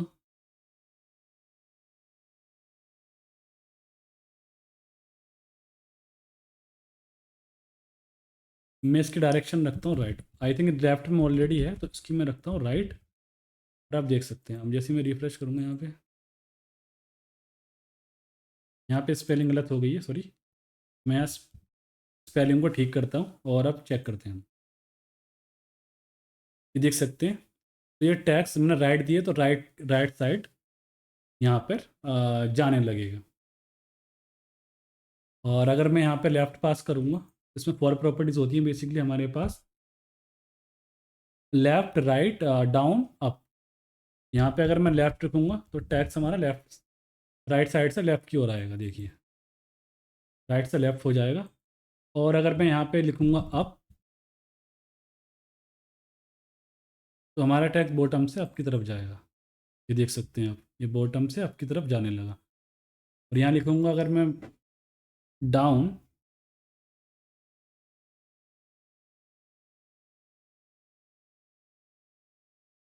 इस तरीके से ये टॉप से बॉटम में जाने लगेगा। और यहाँ पर हम क्या क्या पास कर सकते हैं, और इसमें पास कर सकते हैं हम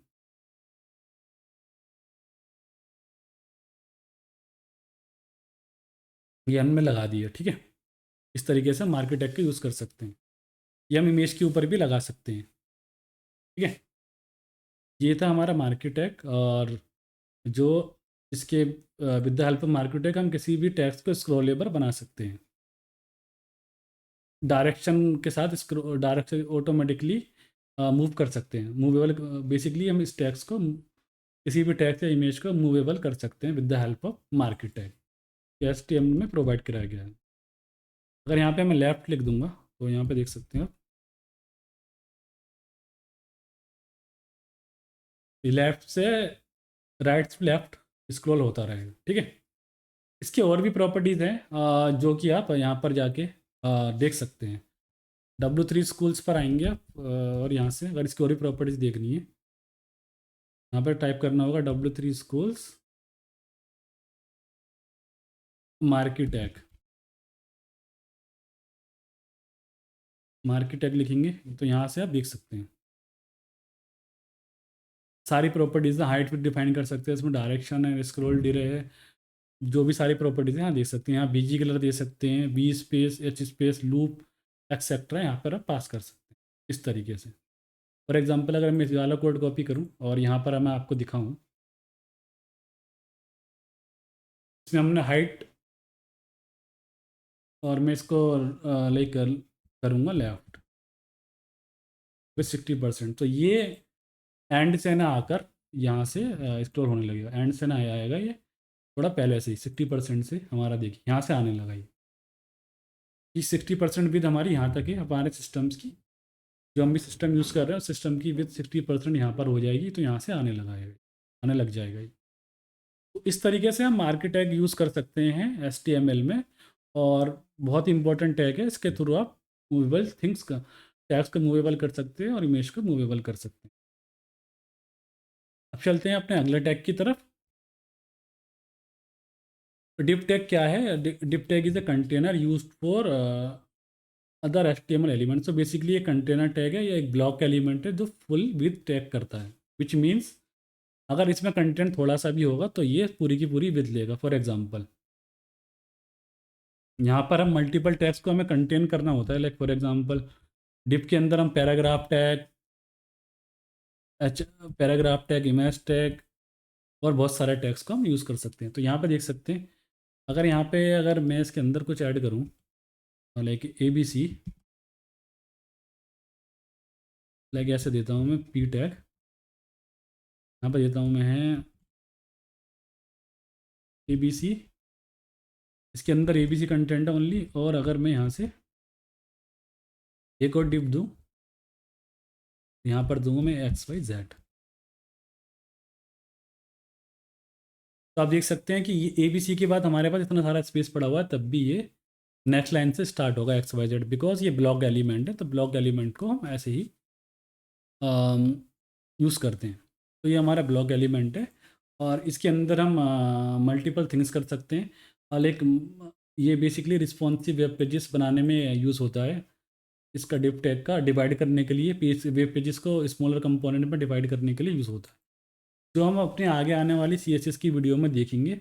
और कैसे लाइक हम एक ब्लॉक एलिमेंट को इनलाइन एलिमेंट में कन्वर्ट कर सकते हैं। तो हमारे CSS के ट्यूटोरियल्स हमारे चैनल पे जल्दी आएंगी और उसमें हम देख सकते हैं। ठीक है, ये होता है हमारा डिव टैग, जिसमें हम दूसरा एलिमेंट कंटेंट कर सकते हैं। ये बहुत सारे एलिमेंट इसके अंदर हम रख सकते हैं।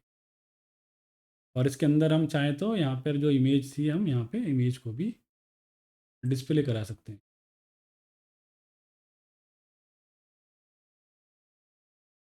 यहाँ पे देंगे, इमेज भी हमारी डिस्प्ले हो जाएगी, देख सकते हैं। ठीक है, ये सम एग्जांपल हैं हमारे पास जो ब्लॉक एलिमेंट्स होते हैं। एड्रेस होता है, article, aside, canvas, DDDT, video tag etcetera, ये आप देख सकते हैं।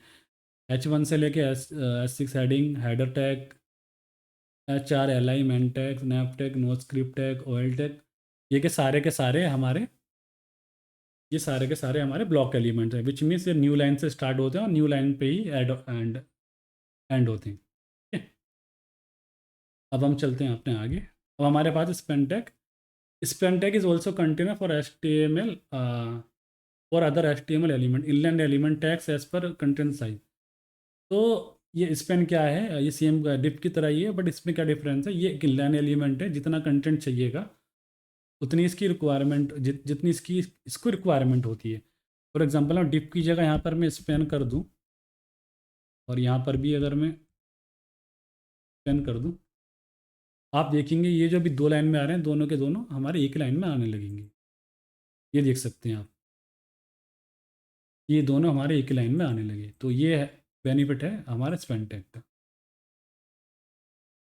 और यहाँ से अगर मैं ये नेसेसरीज पे हटाता हूँ,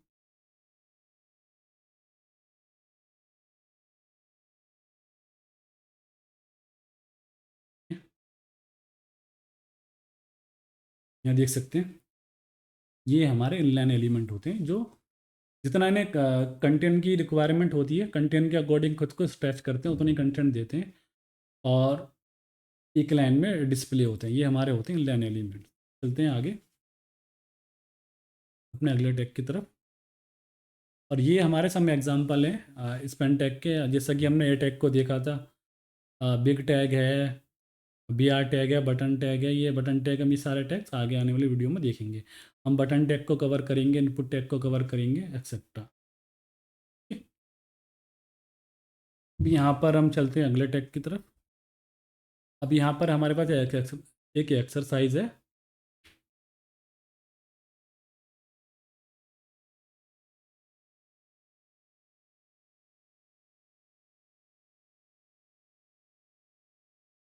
हम्म, ये create div and add span tag inside div and set div background color to green and add white color for span and add marquee tag on image। so सबसे पहले हम ये करते हैं,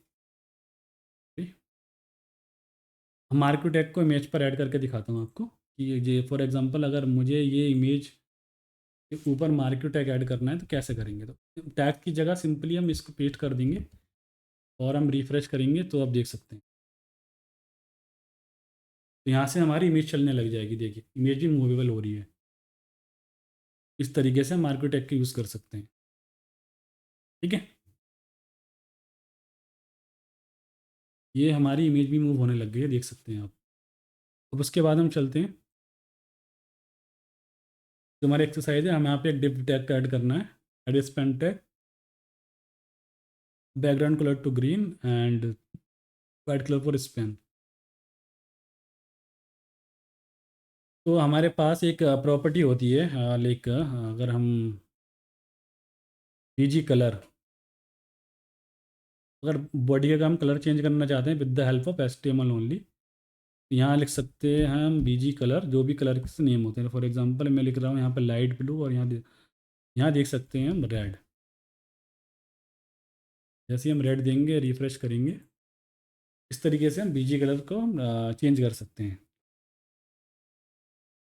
किसी भी एलिमेंट, किसी बॉडी का। बट ये HTML के ओल्ड ओल्ड वर्जन में वर्क करता था। अब जो न्यू एलिमेंट जो इंट्रोड्यूस हुए हैं, स्पैन और टैग एलिमेंट, इस क्वेश्चन के अकॉर्डिंग, ये जो हमारा क्वेश्चन है इसके अकॉर्डिंग जो न्यू टैग ऐड हुए हैं हमारे डिव और स्पैन टैग, इसमें ये BG कलर वर्क नहीं करता। ठीक है, ये बस दिखाने के लिए था आपको कि ये इसमें वर्क नहीं करता। कोई भी अगर आपको पूछे बैकग्राउंड में, अब बैकग्राउंड बीजी कलर जो एट्रीब्यूट है वो डिव में वर्क करेगा, एक इंटरव्यू क्वेश्चन है, नहीं नहीं करेगा, बिकॉज डिव और स्पेन टैग हमारे एच टी एम एल 5 के एट्रीब्यूट्स हैं, HTML5 में इंट्रोड्यूस हुए थे और HTML5 में ये डेप्रिकेटेड हो चुका है। अब फॉर एग्जांपल अगर मैं इसको पैराग्राफ पे बीजी कलर को लिखना चाहूँ, एक पैराग्राफ बनाते हैं हम, और इसको मैं अगर मैं रेड मैं देना चाहता हूँ बीजी ग्रीन, बीजी कलर ग्रीन, तो यहाँ पे देख सकते हैं आप, रिफ्रेश करूँगा, सॉरी, इसमें कलर एट्रीब्यूट होता है, यहाँ पर हम कलर लिख सकते हैं पैराग्राफ में।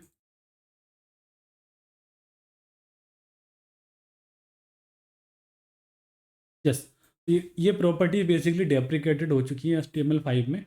अगर आप फ्री भी इनको यूज़ करना चाहते हैं तो ये आगे आने वाली वीडियो में यहाँ पर हमें लेना होगा एक TR टैग, के अंदर ये वर्क करेंगे।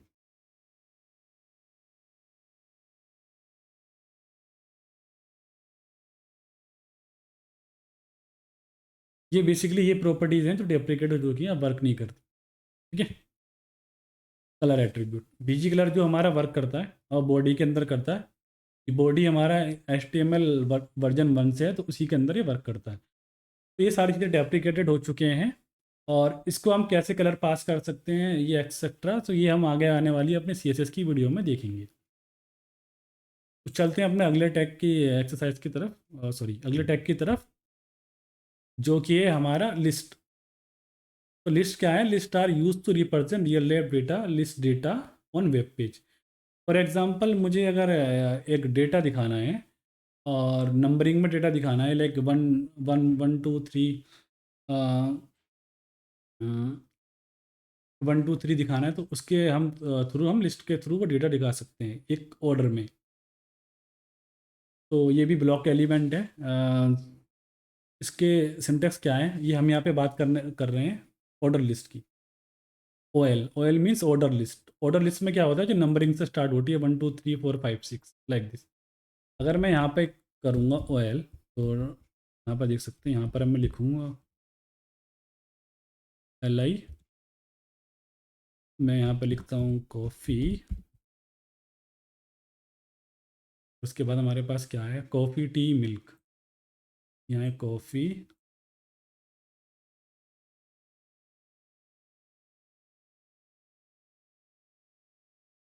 इस तरीके से हम इसमें ये पास करते हैं जितने भी हमें लिस्ट आइटम है जो वहाँ पर दिखाने हैं वेब ब्राउज़र पर। कॉफ़ी टी मिल्क, मैं जैसे वेब ब्राउज़र पे जाऊँगा और मैं यहाँ से रिफ़्रेश करूँगा तो कॉफ़ी टी मिल्क हो गई। इस तरीके से नंबरिंग में लिस्ट आएगी। तो इस तारीख जो नंबरिंग में जो लिस्ट आती है उसको हम कहते हैं ऑर्डर लिस्ट। ठीक है, ये ऑर्डर लिस्ट होती है हमारी। अब इसमें हम आगे चलते हैं। इसमें एक एट्रीब्यूट होता है स्टार्ट। स्टार्ट हमें कहाँ से करना है? फॉर एग्जांपल अगर मैं कहता 51 से स्टार्ट, 50 से स्टार्ट हो मेरा, यहाँ पर मैं पास कर दूंगा 50 से। इस एट्रीब्यूट को हम कस्टमाइज भी कर सकते हैं। मैं जैसे रिफ्रेश करूँगा तो यहाँ देख सकते हैं 50, 51, 52। इस तरीके से हमारी ये जो है ऑर्डर लिस्ट वर्क करती है। अब चलते हैं अपने अगले टैग की तरफ। ये है हमारा यूएल। तो यूएल में क्या होती है, अनऑर्डर लिस्ट होती है। इसमें हमारे बुलेट पॉइंट्स, ये जो नंबरिंग जो देख रहे हैं आप, ये नंबरिंग नहीं आएगी, यहाँ पे बुलेट पॉइंट्स आएंगे। इसको लिखने का सिंटैक्स सेम ही है यहाँ पर, यूएल। और इसमें ये वाला क्रॉस वर्क नहीं करता है क्योंकि ये इसमें बुलेट पॉइंट डिस्प्ले करती है, नंबरिंग डिस्प्ले नहीं होती। जैसे ही मैं इसको रिफ्रेश करूँगा तो यहाँ पर देख सकते हैं, यहाँ पे बुलेट पॉइंट्स आती है, बुलेट पॉइंट आते हैं, कॉफ़ी टी मिल्क, और यहाँ पर नंबरिंग गायब हो चुकी है। तो इस तरीके से हमारी यूएल लिस्ट वर्क करती है। उसको हम बोलते हैं, उसकी फुल फॉर्म होती है अनऑर्डर लिस्ट, और जो सिंबल देखी थी हमने OL, उसे बोलते हैं हम ऑर्डर लिस्ट। चलते हैं आगे। अब यहाँ पर होती है हमारे पास DL, इसकी फुल फॉर्म है डिस्क्रिप्शन लिस्ट HTML। तो ये क्या वर्क करती है, चलिए इसके प्रैक्टिकल इसके एग्जाम्पल करके हम दिखाते हैं इसको हम कैसे यूज़ करते हैं।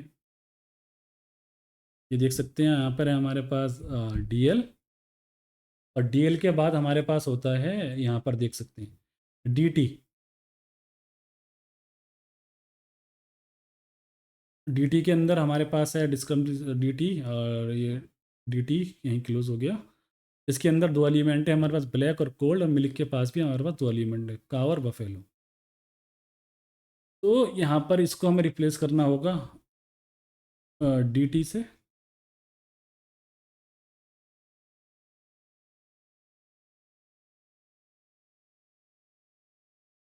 यहाँ पे लिख सकते हैं हम ऐसे, और यहाँ पर हम लिख सकते हैं डीडी में हमारे पास कौन सी थी, ब्लैक और कोल्ड।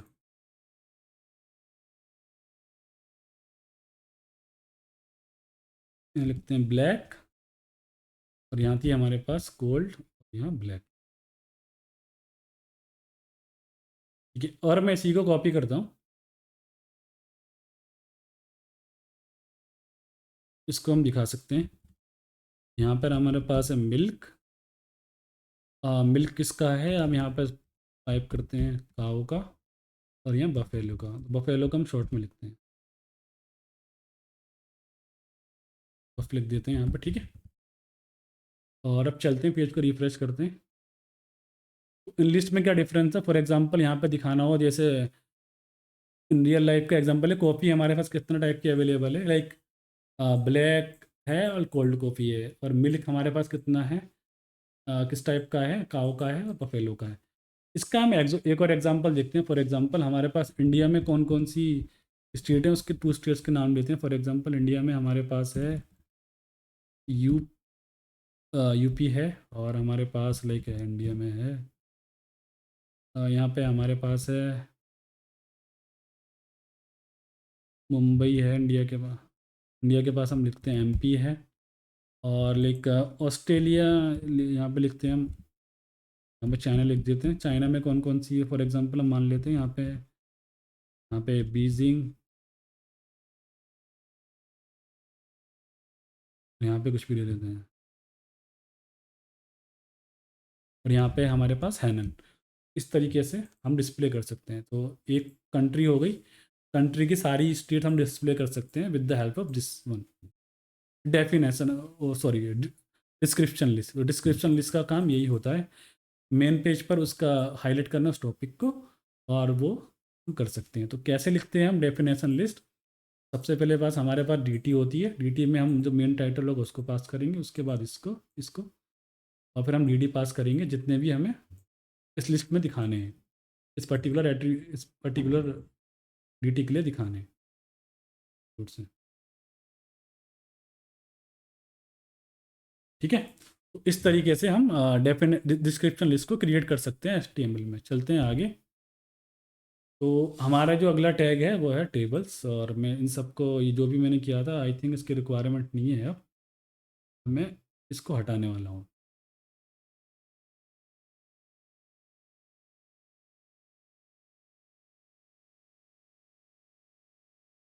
ठीक है, अब चलते हैं टेबल टैग इन एचटीएमएल। तो tables are use to represent real life table data. तो हमें इसमें क्या करते हैं, जो भी हमारा रियल लाइफ का डेटा है उसको हम टेबुलर फॉर्म में दिखाना चाहते हैं, तो उसके लिए हम टेबल टैग का यूज़ करते हैं।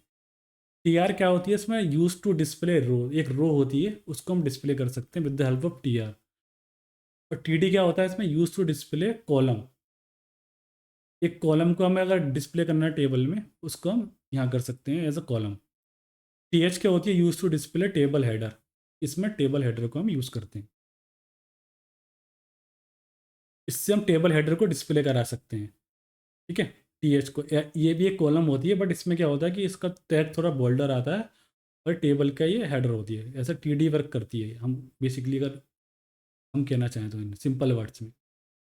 आगे चलते हैं, अब आगे देखते हैं टेबल टैग को हम कैसे लिख सकते हैं। इस तरीके से हम टेबल टैग को लिख सकते हैं। यहाँ पर टेबल टैग का हमारे पास ओपनिंग है, कैप्शन टैग हम बाद में देखेंगे अभी, और ये हमारे पास ये है, टी एच है, टी डी है, और ये दिस लाइक दिस की बॉडी टैग होता है,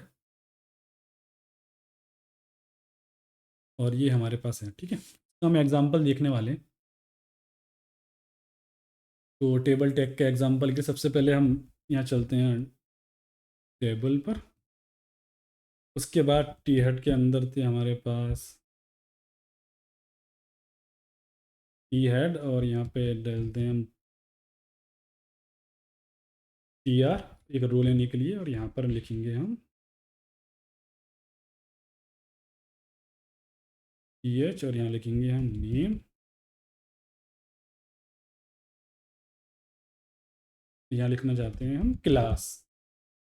अभी हम इतना ही डिस्प्ले करते हैं, अब देखते हैं अभी क्या आउटपुट आता है। देख, जैसे ही मैं रिफ्रेश करूँगा तो नेम और क्लास ये आ गया। अब नेम के नीचे हम जितने भी नेम है हमारे पास उन्हें प्रिंट करना है। क्लास के अंदर जो जो उस यूज़र की नेम की क्लासेस हैं वो सारी प्रिंट करनी। तो उसकी हम कैसे करेंगे?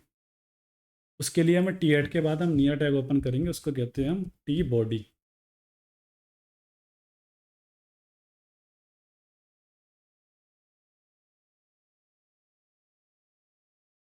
टी बॉडी, उसके बाद हम टी आर स्टार्ट करेंगे। हम्म, और उसके बाद हम क्लोज करेंगे, टी आर को क्लोज कर दिया।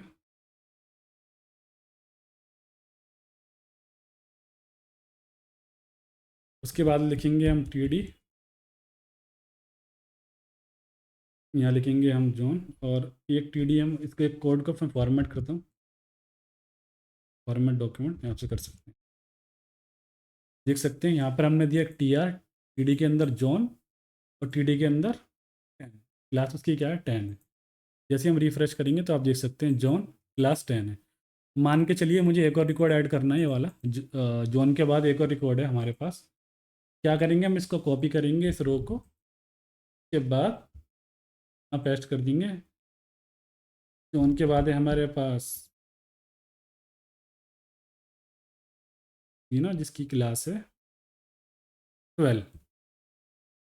जाएंगे यहाँ पे रिफ्रेश करेंगे तो यहाँ पे तरीके से हम टेबल में टेबल टैग को डिस्प्ले करा सकते हैं वेब पेज पे। इस तरीके से ये वर्क करता है। ठीक है, तो अब हम देखेंगे कि कैसे इसमें बॉर्डर ऐड कर सकते हैं टेबल टैग में। तो हम देखते हैं कि टेबल में बॉर्डर हम कैसे ऐड कर सकते हैं। बॉर्डर ऐड करने के लिए टेबल में हमारे पास ये होता है बॉर्डर।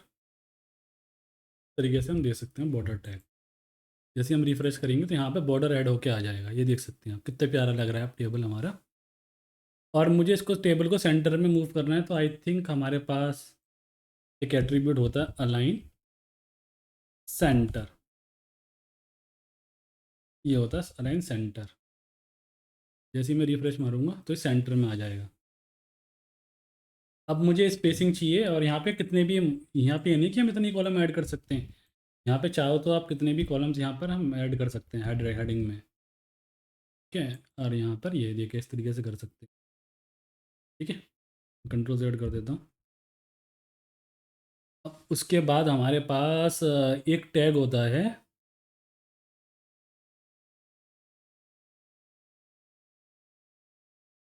एक हमारे पास होता है सेल पैडिंग। सेल पैडिंग 10, जो हमारे पास इनकी सेल की जो पैडिंग आ रही है, जब मैं रिफ्रेश करूँगा तो देख सकते हैं पैडिंग करने पे ये बढ़ जाती है।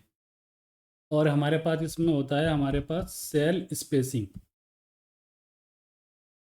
अगर सेल के बीच में मुझे कोई स्पेस भी देना है, लाइक बिटवीन टू सेल्स, तो इन सेल्स में जो स्पेस आएगा वो आ सकता है। यहाँ पे जो स्पेस यहाँ देख सकते हैं, फोकस करना है यहाँ पर। जैसे ही मैं रिफ्रेश करूँगा यहाँ पे स्पेस बढ़ जाएगा। बट हमें आई थिंक इतनी की रिक्वायरमेंट नहीं है, हम एक के साथ भी जा सकते हैं। वन स्पेस, आई थिंक इसको हम जीरो ही कर देते हैं दिखाने के लिए, तो ये अब ज़्यादा अच्छा लगे। ठीक है, ये बाय डिफ़ॉल्ट आई थिंक 2 आया था, वो भी कर सकते हैं यहाँ से हम। ठीक है, 2 तक बिल्कुल सही लग रहा है। अब चलते हैं अपने आगे। इस तरीके से हम टेबल टैग में डेटा डिस्प्ले कर सकते हैं। ये बहुत इंपॉर्टेंट टैग है जब हमें मल्टी हमारे पास कोई डेटा हो HTML में और बहुत सारा डेटा हो, उसको डिस्प्ले कराना हो। अब इसके अंदर हमने एक टैग की बात की थी, कैप्शन। कैप्शन टैग क्या है? अगर किसी हमें टेबल पर हेडिंग प्रिंट करानी है तो उस टेबल के ऊपर हम इसको यूज़ कर सकते हैं, कैप्शन टैग को। कैप्शन टैग कहाँ पर यूज़ करते हैं? जस्ट टेबल टैग डिफाइन करने के बाद यहाँ पर हम कर सकते हैं यहाँ पर हम लिख सकते हैं स्टूडेंट स्टूडेंट्स टेबल। यहाँ पर लिख सकते हैं स्टूडेंट डेटा, ये ज़्यादा बेटर है। और यहाँ पर हम लिख सकते हैं इस तरीके से। ठीक है, अगर हम इसको रिफ़्रेश करेंगे तो आप देखना इसके ऊपर एक सेंटर में ऑटोमेटिकली एक हेडिंग आ जाएगी। ये होता है हमारा कैप्शन टैग, जो कि एक हेडिंग को प्रिंट करता है, टेबल की हेडिंग को। और हम और कॉम्प्लेक्स एग्जांपल भी आप क्रिएट कर सकते हैं। फॉर एग्जांपल क्लास, यहाँ के बाद हम लिख सकते हैं यहाँ पे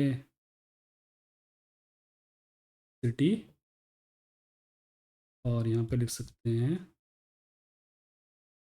एज। ठीक है, मैं इसी को कॉपी करता हूँ, यहाँ पर देखो।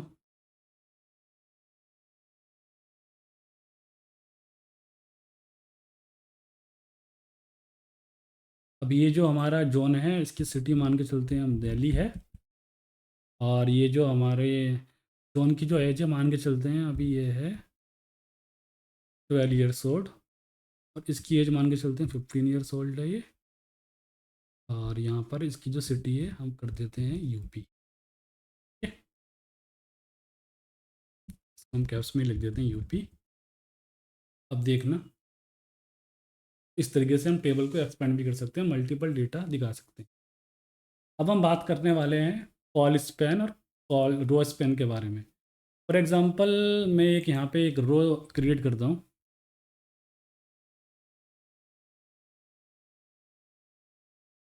यहाँ पर मुझे रो स्पैन चाहिए, इसके अंदर रो स्पैन एट्रीब्यूट जो होता है,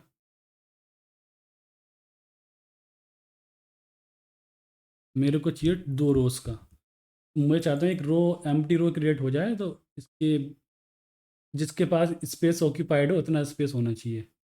जो इन दोनों रो का आ रहा है हमारे पास, जॉन वाली का और सीना वाली का। जैसे ही मैं रिफ्रेश करूँगा तो यहाँ पर देख सकते हैं अब इसके अंदर हमने कुछ कंटेंट नहीं डाला है, तो मैं इस कंटेंट को कॉपी करता हूँ और मैं कंटेंट डालता हूँ इसके। अगर मैं रिफ्रेश करूँगा, इसके लिए हमारे पास ये रोज स्पैन यूज़ होता है, रोज स्पैन यूज़ होता है। ठीक है, अभी ये दिख नहीं रहा मैं, अगर रोज स्पैन यहाँ पे हम 10 कर दें,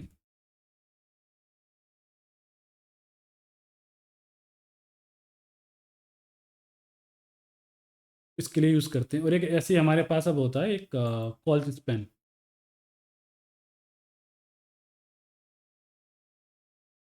फॉर एग्जांपल मैं चाहता हूँ ये वाला जो कॉलम है मेरा, ये कॉल स्पैन जो है 2 ले ले, लास्ट वाला जो कॉलम है। और इसको एक बार एक काम करते हैं, इसको हम हटाते हैं इस वाली रो को, और इसमें हम इसको लेते हैं कॉल स्पैन यहाँ पर। तो 5 का कॉल स्पैन होना चाहिए।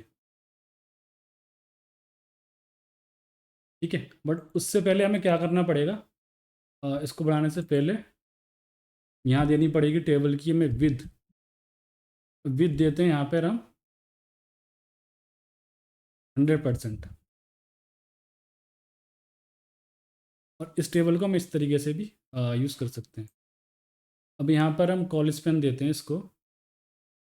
फॉर एग्ज़ाम्पल अगर मुझे कॉल स्पैन देना है तो इन दो, फॉर एग्ज़ाम्पल मैं 2 का कॉल स्पैन चाहिए मेरे को, तो लास्ट के 2 कॉलम्स में हटा देता हूँ ये वाले, और मैं कॉल स्पैन यहाँ लगा देता हूँ 2 पे। और कॉल स्पैन मेरा 2 लग गया, मैंने 2 कॉलम वहाँ से हटा दिए। देखो ये कॉलम हमारा कितना बड़ा आ रहा है। और यहाँ अगर मैं 3 कर दूँ,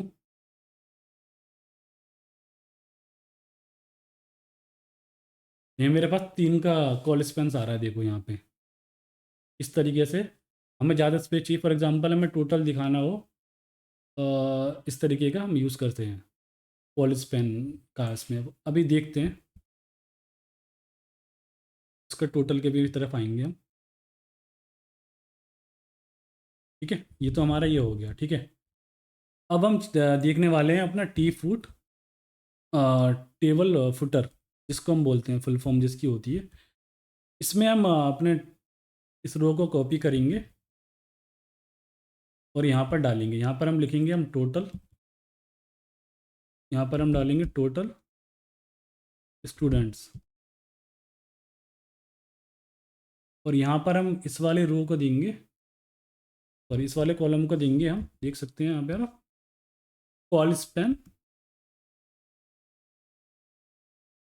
कॉल स्पैन 3, टोटल स्टूडेंट है हमारे पास 2, तो उसको हम इस तरीके से यूज़ कर सकते हैं। ये देख सकते हैं टोटल स्टूडेंट हमारे पास कितने, और ऐसे यूज़ कर सकते हैं। और इसके अंदर हम चाहें तो ये अच्छा नहीं लग रहा है, इसको हम बॉल्ड टैग में भी कर सकते हैं, यहाँ पे बी लगाकर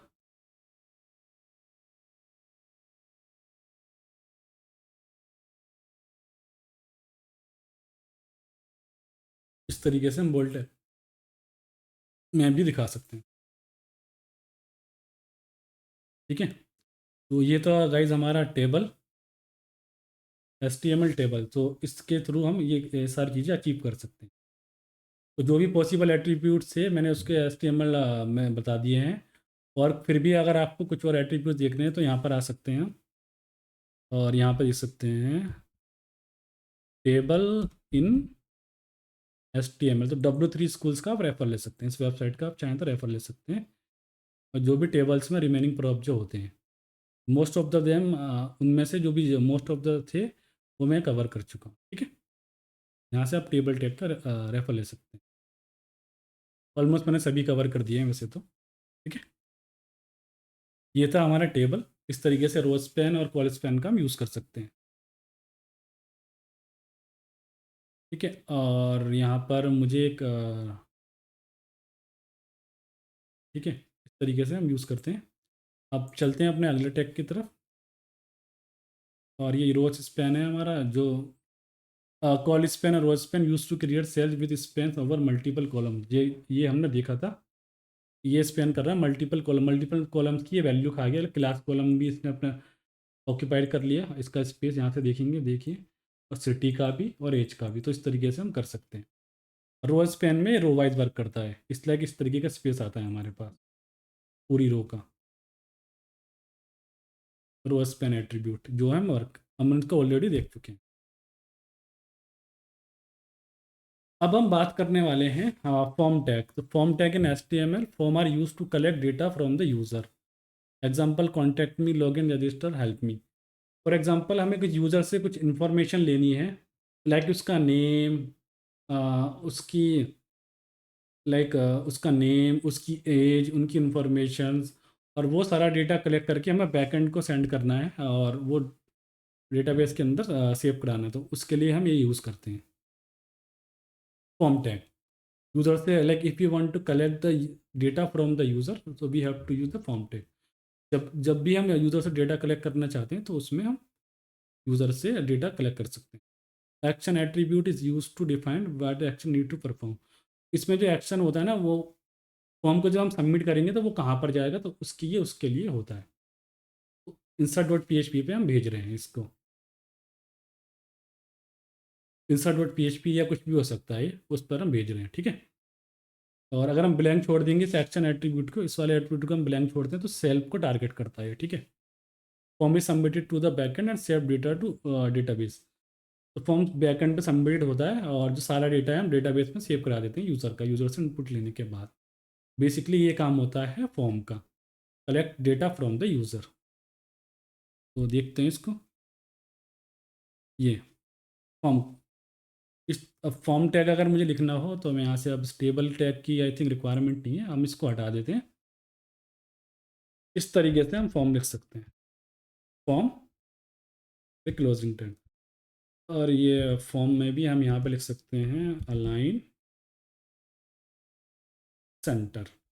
और यहाँ पर एक्शन टैग जो है, जिस भी पेज को हमें एक्शन देना है वो यहाँ पर हम पास कर सकते हैं। लाइक अभी मैं सेम पेज को रेफ़र कर रहा हूँ, index.html। अगर हम ब्लैंक छोड़ते हैं तभी वो सेम पेज को ही रिडायरेक्ट करेगा। तो अभी के लिए मैं ब्लैंक छोड़ कर दिखाता हूँ आपको। अभी मैं सेम पेज को ही टारगेट करूँगा, इसको, किसको, index.html को, index.html। ठीक है, फॉर्मेल डबल एक्स्ट्रा डबल कोर्स हटा देता हूँ यहाँ से। उसके बाद हम डिस्कस करेंगे। मैं रिफ्रेश करता हूँ, अभी कुछ नहीं आएगा क्योंकि हमने कुछ भी डिस्प्ले नहीं कराया है अभी वहाँ पर। उसके बाद हम देखते हैं फॉर्म के एलिमेंट्स को। फॉर्म के अंदर हमारे पास कौन कौन से एलिमेंट्स होते हैं। हमारे पास होता है इनपुट टाइप टेक्स्ट, यूज़र से इनपुट लेने के लिए email, number, date, time, search. तो सबसे पहले हम चलते हैं टैग्स को देखते हैं।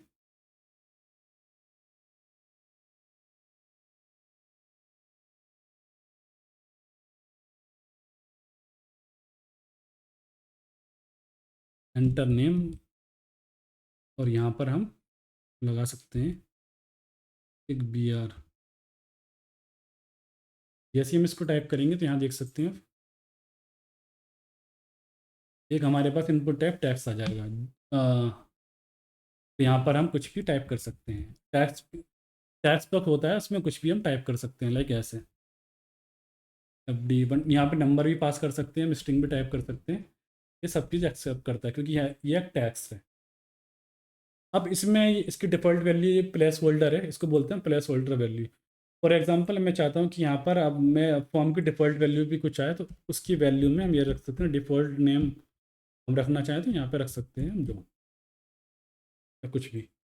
हम इसको रिफ्रेश करेंगे तो डिफ़ॉल्ट वैल्यू यहाँ पे जॉन आ रही है, देख सकते हैं। तो ये बेसिकली उसके एट्रीब्यूट हैं इनपुट टाइप टेक्स्ट है। अब ऐसे ही हम देखते हैं, अगला टैग देखते हैं ईमेल और नंबर। यहाँ पर हमें दिखना पड़ेगा ईमेल। इनपुट टाइप ईमेल होती है, जो भी हमें ईमेल एड्रेस किसी का यूज़र से इनपुट लेना है तो उसके लिए हमारे पास ईमेल होती है। फिर एक होता है हमारे पास नंबर, जिसमें हम एज, यूज़र का फ़ोन नंबर, एज, न्यूमेरिक जो इनपुट्स हैं वो कलेक्ट कर सकते हैं। यहाँ पर हम लिख देते हैं एंटर ईमेल।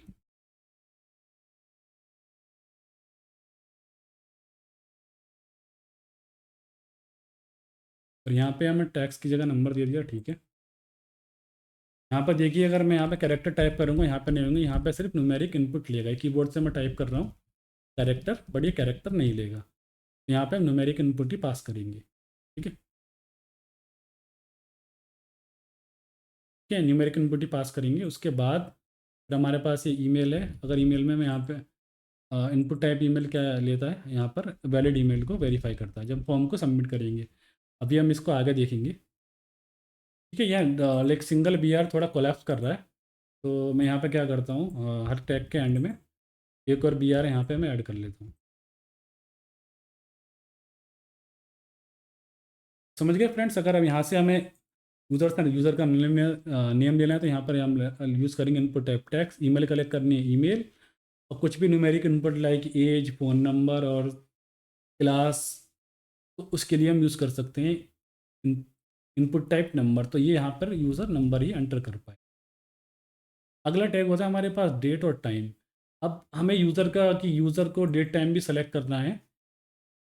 डेट सेलेक्ट करनी है, लाइक यूज़र से हमें डेट लेना है कि किस तारीख को वो, फॉर एग्जांपल हम कोई बुकिंग की वेबसाइट बना रहे हैं, किस टाइप को वो टिकट बुक करना चाहते हैं और किस टाइम, किस डेट को और किस टाइम को। तो उसके लिए भी हम ये हमारे पास टैग अवेलेबल है यूज़र से डेट लेने के लिए, डेट सेलेक्ट करवाने के लिए। तो हम ये यहाँ पर लिखते हैं डेट, और यहाँ पर लिखते हैं हम टाइम। तो आई थिंक प्लेस होल्डर की रिक्वायरमेंट यहाँ नहीं पड़ेगी, हम इसको हटाते हैं। एक बार रिफ्रेश मारते हैं, ये देखिए यहाँ पर जो भी डेट है यहाँ पे क्लिक करोगे आप राइट साइड में, ये कैलेंडर का जो आइकन बना हुआ आ रहा है, इसके यहाँ पर हम क्लिक कर सकते हैं। यहाँ से हम कोई सी भी ईयर चूज़ कर सकते हैं, फ्यूचर के ईयर्स और प्रीवियस ईयर्स। 2024 फॉर एग्जांपल मैं 24 ही रहने देता हूँ। यहाँ से हम मंथ चूज़ कर सकते हैं, अक्टूबर। जैसे ही मैं यहाँ से सेलेक्ट करूँगा यहाँ पर ये आ जाएगा, ठीक है। और मैं यहाँ से अगर टाइम सेलेक्ट करना चाहता हूँ, यहाँ पे टाइम का आइकन, वॉच का आइकन बना हुआ है, यहाँ पे यहाँ से हम सारा का सारा टाइम चूज़ कर सकते हैं। फॉर एग्जांपल मैंने इसको करिए किया तो इस तरीके से यहाँ पर टाइम आ जाएगा, ठीक है। उसके बाद है हमारे पास सर्च।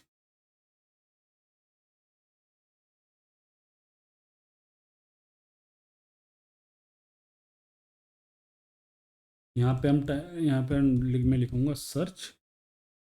सर्च क्या करता है बेसिकली?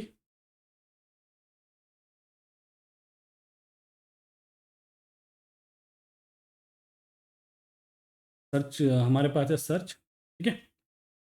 सर्च क्या करता है, जो कुछ भी हम टेक्स्ट टाइप करते हैं उसके बाद एक क्रॉस मार्क ऐड करता है लास्ट में, जिसके ईजिली हम इस पर क्लिक करके सारा टेक्स्ट हटा सकते हैं। ये देखिए आप, यहाँ पे हम प्लेस होल्डर भी टाइप कर सकते हैं। प्लेस होल्डर बोल रही है जो वो एक प्लेस होल्डर क्या होता है? प्लेस होल्डर वो टेक्स्ट है जो एक डार्क ग्रे मोड में यूज़र को दिखाई देता है वहाँ पर। और इसके थ्रू हम यूज़र को इंस्ट्रक्शन दे सकते हैं कि यहाँ पे कौन से बॉक्स में क्या टाइप करना है। यहाँ पे एक बार मैं रिफ्रेश करूँगा, यहाँ पे बोल रहा है कि सर्च। जैसे हम कुछ पे टाइप करेंगे यहाँ पे ये वो ले लेगा, ठीक है।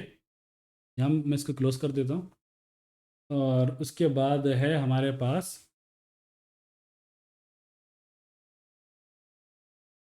के बाद है हमारे पास रेडियो बटन और चेक बॉक्स। हमें कुछ कोई रेडियो बटन लेना है, उसको कैसे लेंगे हम? तो यहाँ पर हम ले सकते हैं इस तरीके से। और एक चेक बॉक्स भी लेना है, उसको भी देख लेते हैं। उसके लिए लिखना होगा हमें इनपुट टाइप रेडियो।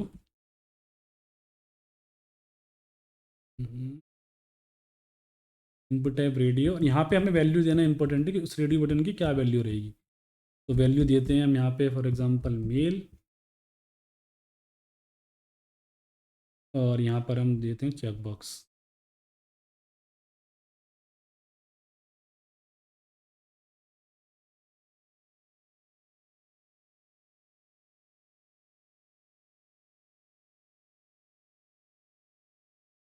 यहाँ पे देते हैं टर्म्स एंड कंडीशन।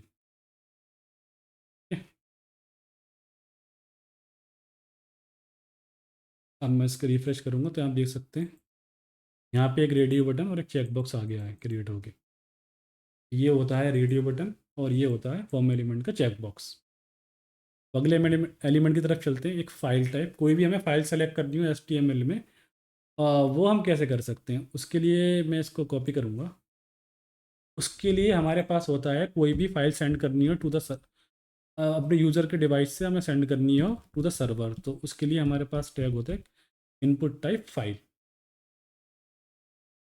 तो हम फाइल टैग का यूज़ करते हैं वहाँ पे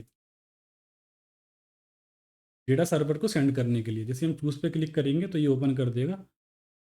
एंड फॉर एग्जांपल अगर मैं इसको ओपन करूँगा तो ये यहाँ पे सेलेक्ट हो जाएगी हमारी इमेज। तरीके से वर्क करता है ये। उसके बाद है हमारे पे colour and range. Colour and range है उसके बाद हमारे पास, ठीक है। तो यहाँ पर अगर मैं यहाँ पर लिखूँगा, यहाँ पर हमें लिखना होगा ये कलर टैग क्या करता है बेसिकली। कोई हम कलर चूज़ करना चाहते हैं और उसके लिए यूज़ होता है। यहाँ पे अगर मैं कलर लिखूँगा तो यहाँ पर एक कलर का बॉक्स बन के आ जाएगा वहाँ पर वेब पेज पर। वहाँ से हम कोई भी कलर सेलेक्ट करके, फॉर एग्जांपल हम प्रोडक्ट ऑर्डर कर रहे हैं, मुझे रेड कलर चाहिए या ब्लू कलर चाहिए, वो कलर हम सेलेक्ट करके बैकएंड को सेंड कर सकते हैं। रेंज टैग क्या करेगा? जो रेंज टैग है तो एक स्लाइडर क्रिएट कर देगा। फॉर एग्जांपल हम, आपने फ्लिपकार्ट या अमेजोन की साइट पर देखा होगा कि वहाँ पर एक रेंज स्लाइडर होता है कि किस प्राइस से किस प्राइस के बीच में आपको वैल्यू सेलेक्ट करनी है, ठीक है। तो वो वहाँ पर होता है कि मतलब फॉर एग्जांपल मुझे 1000 से लेकर 10,000 के प्रोडक्ट दिखाने हैं, तो उस तरीके का स्लाइडर डिस्प्ले करने के लिए हमारे पास रेंज होता है, ठीक है। ये है, ये देख इस तरीके के रेंज स्लाइडर है यहाँ। ये 0 से लेके 100,000 तक दिखाएगा, इस तरीके से दिखाएगा, ठीक है। अब कलर, ये हमारे पास कलर टैग है। कलर टैग में यहाँ पर कोई सा भी कलर हम चूज़ कर सकते हैं, देख सकते हैं आप। ये बाय डिफ़ॉल्ट इन HTML में इनबिल्ट है। इस तरीके से हमारे पास ये सारे टैग्स होते हैं।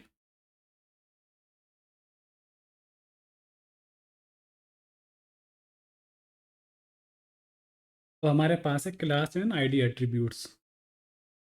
तो ये क्लास और आईडी एट्रीब्यूट्स क्या होते हैं?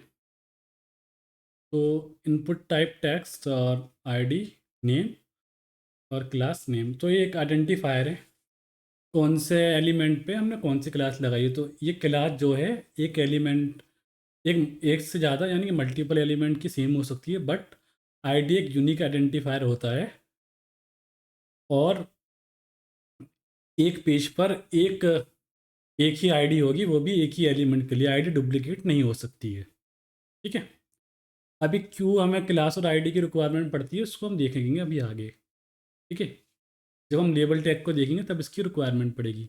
तो आईडी क्या है, जब फॉर एग्जांपल अगर क्लास में चलते हैं हम, एक क्लास में बच्चों का नाम सेम हो सकता है, स्टूडेंट्स का नाम सेम हो सकता है। किसी का नाम लाइक जॉन है तो जॉन मल्टीपल टाइम्स हो सकता है क्लास में, बट जो रोल नंबर है वो यूनिक होता है। तो आईडी ऑलवेज, ये ऐसा समझ सकते हैं कि रोल नंबर है जो ऑलवेज यूनिक होगी एक पेज पर, यानी कि पेज को हम क्लास में तो एक क्लास में एक स्टूडेंट का रोल नंबर यूनिक होता है, हर एक स्टूडेंट का रोल नंबर। तो ये डुप्लीकेट नहीं हो सकती है। ठीक है, डुप्लीकेट नहीं हो सकती है, बट क्लास हमारी डुप्लीकेट हो सकती है। ठीक है, कि एक क्लास के अंदर बहुत सारे स्टूडेंट हो सकते हैं, ऐसे समझ सकते हैं आप। अब हम आगे चलते हैं। तो ये होते हैं हमारे क्लास ऑन आईडी एट्रीब्यूट। अगर इसको हमें पास करना हो तो हम कैसे पास कर सकते हैं, लाइक ऐसे पास कर सकते हैं हम।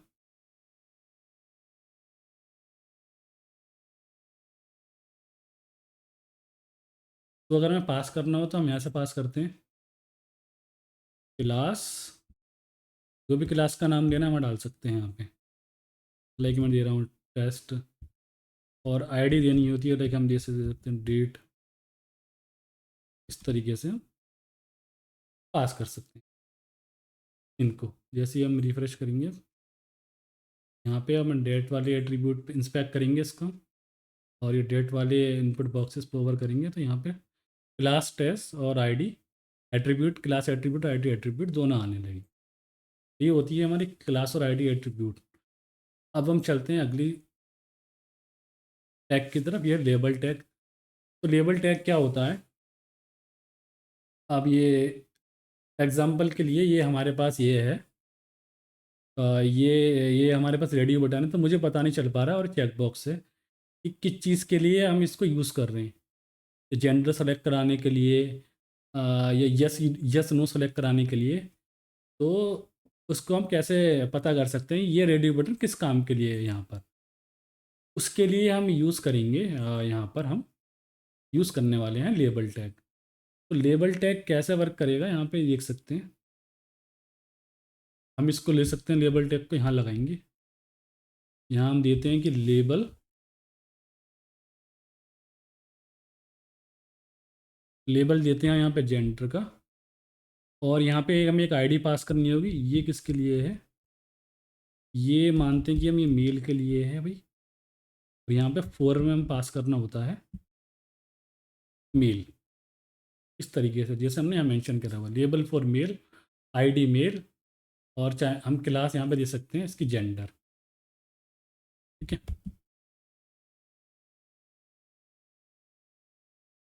इसी तरीके से हम एक और रेडियो बटन बना सकते हैं फीमेल के लिए।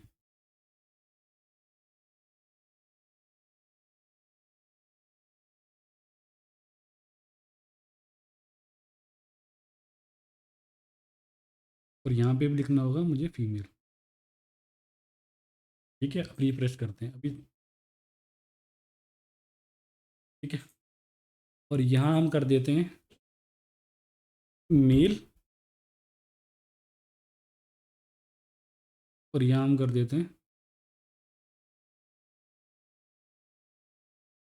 फीमेल।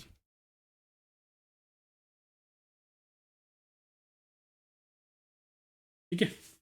अब मैं चाहता हूँ इनके बीच में और स्पेस है, तो उसके लिए भी हमारे पास एक टैग होता है, उसको हम बोलते हैं एंड बी एस पी। इसके बाद हम लगा सकते हैं इस तरीके से and B S P, and B S P. इस तरीके से हम लगा सकते हैं। यहाँ देखिए, यहाँ स्पेस आ गया। फॉर एग्जांपल मुझे और भी स्पेस चाहिए, मैं यहाँ से कॉपी करूँगा। जब भी मैं स्पेस चाहिए होता है HTML में, इस तरीके से हम एन बी एस पी की हेल्प यूज़ कर सकते हैं।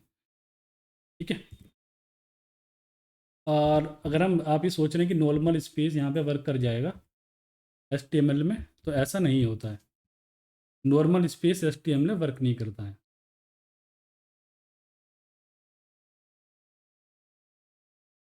ये देखिए, यहाँ पे नॉर्मल स्पेस दिया हमने, वो वर्क नहीं किया, इसलिए हमें यहाँ पे N B S P and N B S P की रिक्वायरमेंट है। अब इससे लेबल टैग से बेनिफिट क्या होता है? फॉर एग्जांपल मुझे दिख रहा है यहाँ पे मेल टैग है, यहाँ पे मेरा जेंडर है और जेंडर में मेरा मेल है या फीमेल है। उससे पहले हम एक और लेबल ऐड कर देते हैं अगर चाहें तो।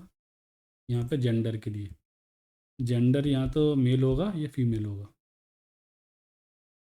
यहाँ पे लगाते हैं हम जेंडर। ठीक है, यहाँ पर हमने जेंडर लगाया और जेंडर में या तो मेल सेलेक्ट करेंगे और यहाँ पे हम लगा देते हैं कॉलिन। समझ में आएगा?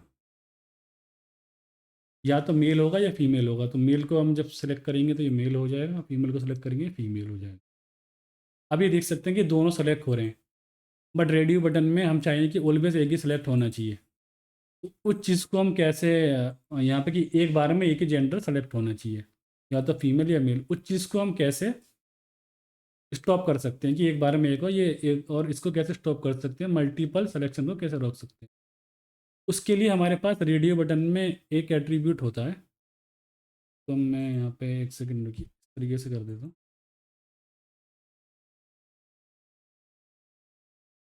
उसके लिए मेरे पास रेडियो बटन में एक एट्रीब्यूट होता है, उसमें दोनों में पास करना होता है हमें नेम। नेम हमें यहाँ पे पास करना पड़ेगा दोनों में, जेंडर। ठीक है, और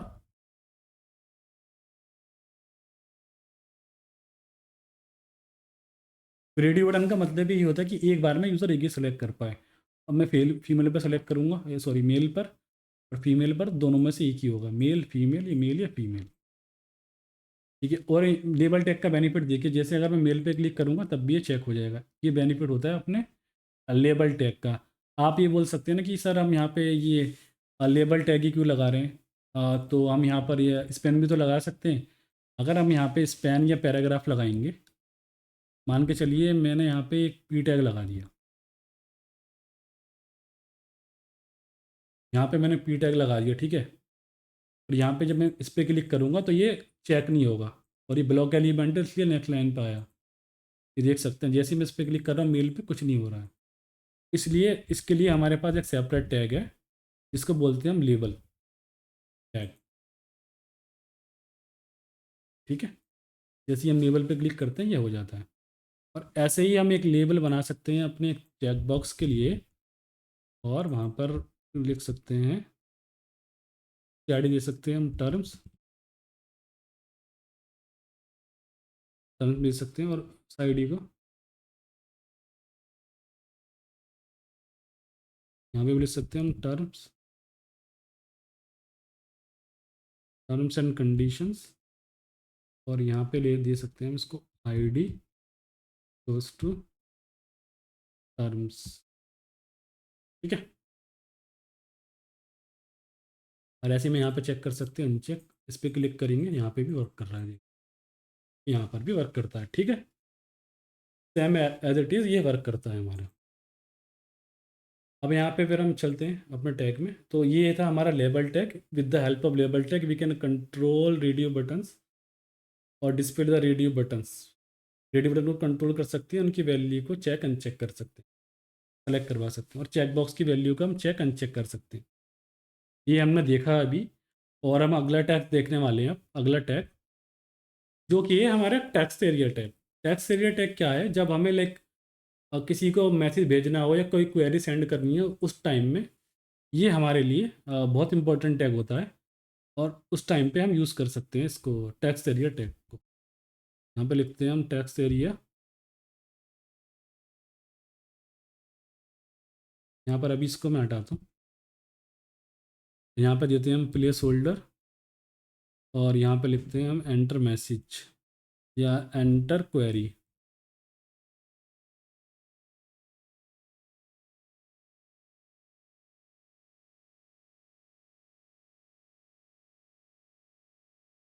फॉर एग्जांपल जैसे हमें इनपुट बॉक्स में हमारे पे लिमिटेड हाइट होती है इसमें, तो अगर हम यहाँ मुझे मान के चलिए ना 500 वर्ड टाइप करने पड़ गए, तो ये बहुत ज़्यादा वो हो जाता है,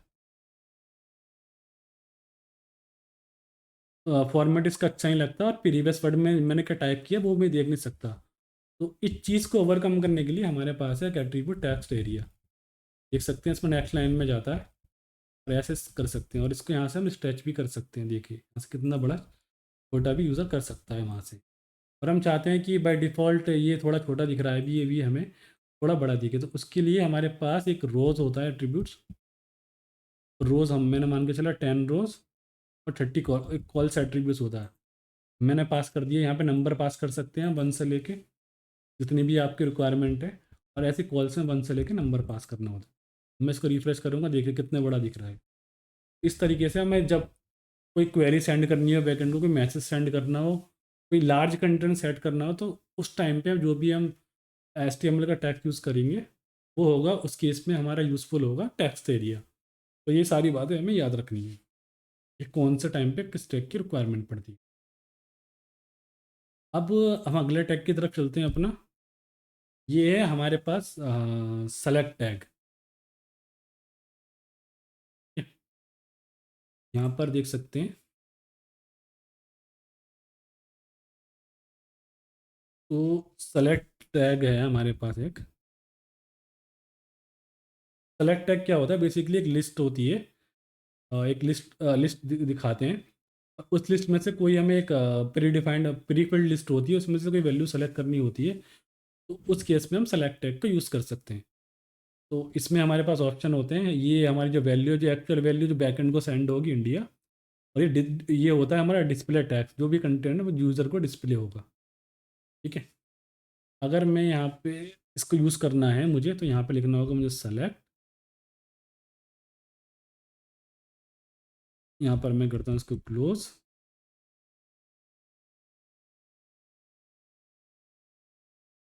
यहाँ पे मैं लिख सकता हूँ ऑप्शन।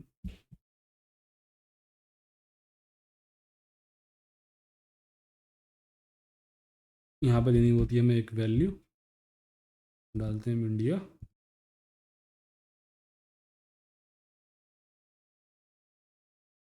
इंडिया ऐसे ही हमारे पास अगला है,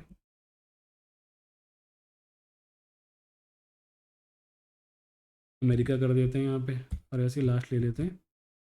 एक और एग्जांपल ले लेते हैं, एक ऑस्ट्रेलिया कर देते हैं, और एक लास्ट, एक जापान। और इंडिया को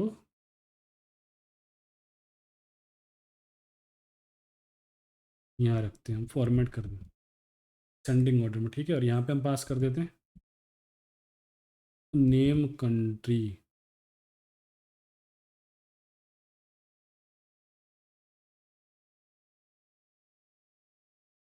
आईडी कंट्री।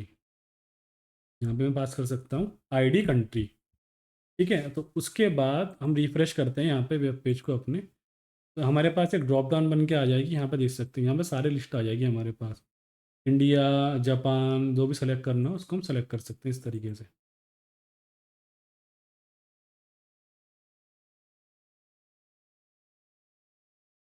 ठीक है, इस तरीके से हम ये यहाँ पर ले सकते हैं।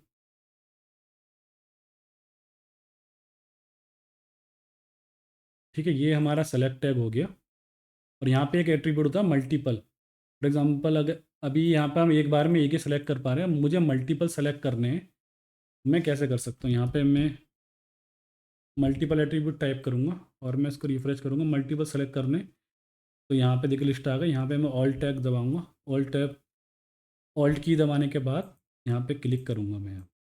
अगर आप मैक ओएस यूज़ कर रहे हैं तो यहाँ पर आप वो यूज़ कर सकते हैं। ये कंट्रोल दबाऊँगा, यहाँ पे सेलेक्ट हो जाएंगे मल्टीपल। आपको ऑल्ट ऑल्ट की यूज़ नहीं करनी है, अगर आपके सिस्टम में ऑल्ट की वर्क नहीं कर रही है, ऑल्ट की से मल्टीपल सेलेक्ट नहीं होते हैं, कंट्रोल यूज़ कर सकते हैं। ऑल्ट करके नहीं वर्क कर रहा है तो कंट्रोल करके क्लिक करना है, इस पर सेलेक्ट होता जाएगा। और मैक में अब या तो ऑप्शन की वर्क करेगी आपके लिए, या कमांड की आपके लिए वर्क करेगी। ठीक है, अब चलते हैं आगे। अब इनमें से एक लिस्ट होती है हमारे पास, डेटा लिस्ट। ये तो हमें सेलेक्ट देगा, डेटा लिस्ट है क्या करता है कि जैसे हमारे पास ये अभी हमने देखा, हमें डिफरेंस, ये क्या करता है पहले बताता हूँ।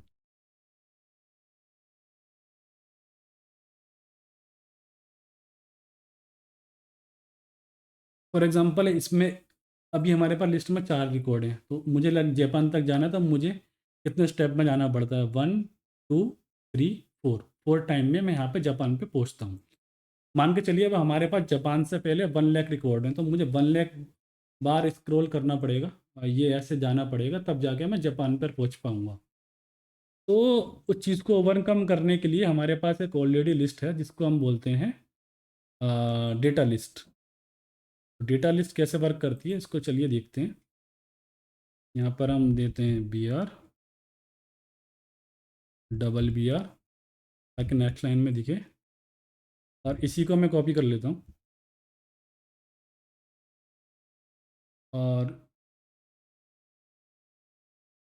मैं क्लोज करता हूँ। यहाँ से देखते हैं, और यहाँ पे कंट्रीज पास करते हैं। यहाँ पे हम एक इनपुट टैक्स लेना पड़ेगा, ID कंट्री, नेम कंट्री, ठीक है। और यहाँ पे देखो, और डेटा लिस्ट, यहाँ पे ऑप्शन सेम रहेंगे, तो यहाँ पे बस हमें सेलेक्ट की जगह क्या पास करना है? डेटा लिस्ट, ठीक है। और यहाँ पे कंट्रीज पास करनी है, ID में भी हमें कंट्रीज, और यहाँ पर हमें एक इनपुट टैग लेना है,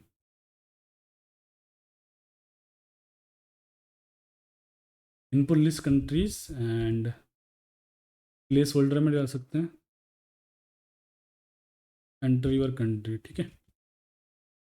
उसके बाद हम देखते हैं एक बार, ये हमारा हो गया, ठीक है। अब मैं रिफ़्रेश करता हूँ, ये देख सकते हैं यहाँ पे इस तरीके की लिस्ट बन के आती है हमारे पास।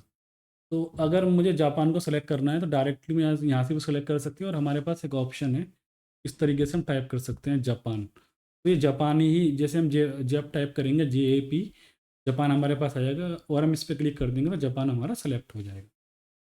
तो ये होता है हमारी, ये होती है हमारी डेटा लिस्ट। तो बहुत इंपॉर्टेंट है, जब भी हमारे पास large amount like 10,000 record like data होता है, उसके लिए हम यूज़ कर सकते हैं सर्चिंग। इसमें सर्चिंग के साथ फ़िल्टरिंग भी हमारी यूज़ होती है। लाइक यहाँ पे सर्च के साथ साथ ये फ़िल्टर करते हैं, जैसे हम सर्च करेंगे उन्हीं रिकॉर्ड को लेकर आएगा फ़िल्टर करके, लाइक जापान को। यहाँ पर अगर मैं इंडिया सर्च करूँगा तो इंडिया को लेकर आएगा। इस तरीके से ये वर्क करता है। चलते हैं हम अपने अगले टैग पे। अब हमारे पास है बटन टैग।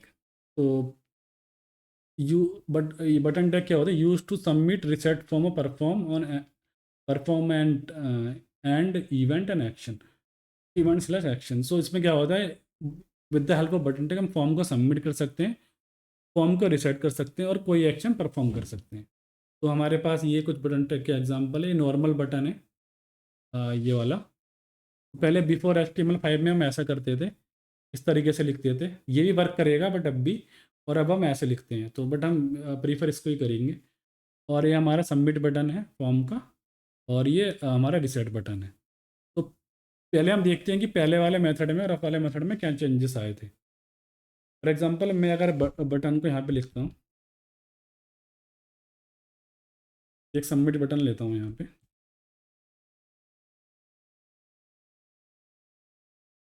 बटन, और मुझे यहाँ पे बटन के अंदर इमेज दिखानी है। मैं ऐसे लिखूँगा, इमेज, इमेज SRC,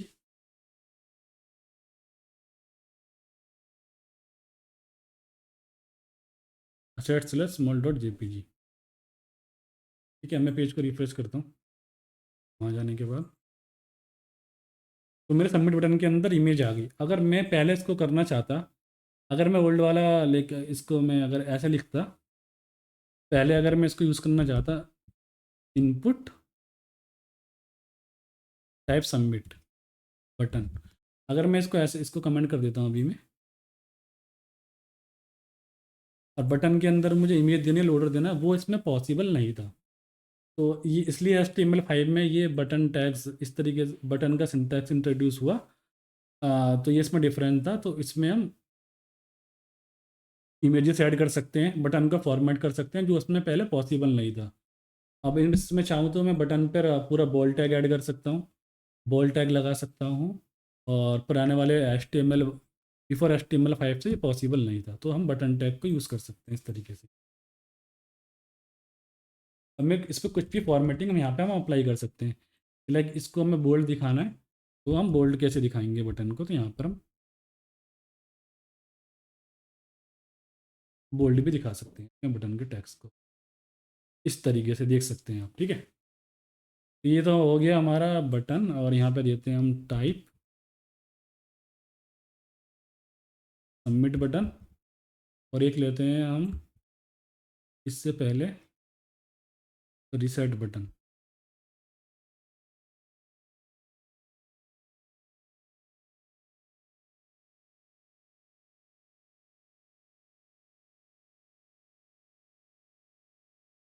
अब देखो, जैसे ही मैं हम सारा डेटा, सबसे पहले हम रिसेट बटन के बारे में डिस्कस कर लेते हैं कि मुझे सारा डेटा मैंने फॉर्म में भर लिया, ठीक है।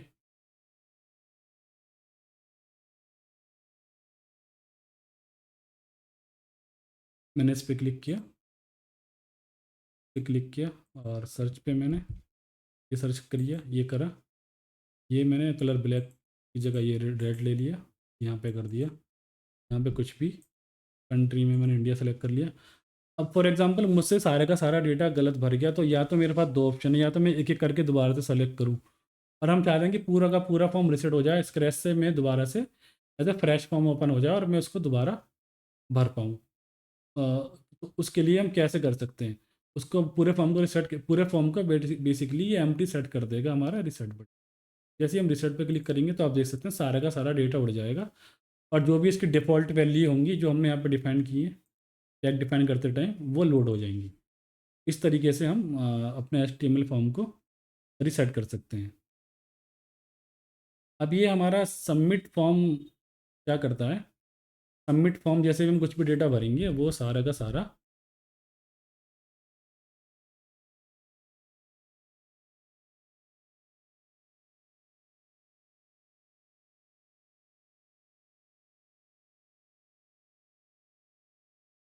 मैं यहाँ पे स्मॉल ही कर रहा हूँ सिलेक्ट,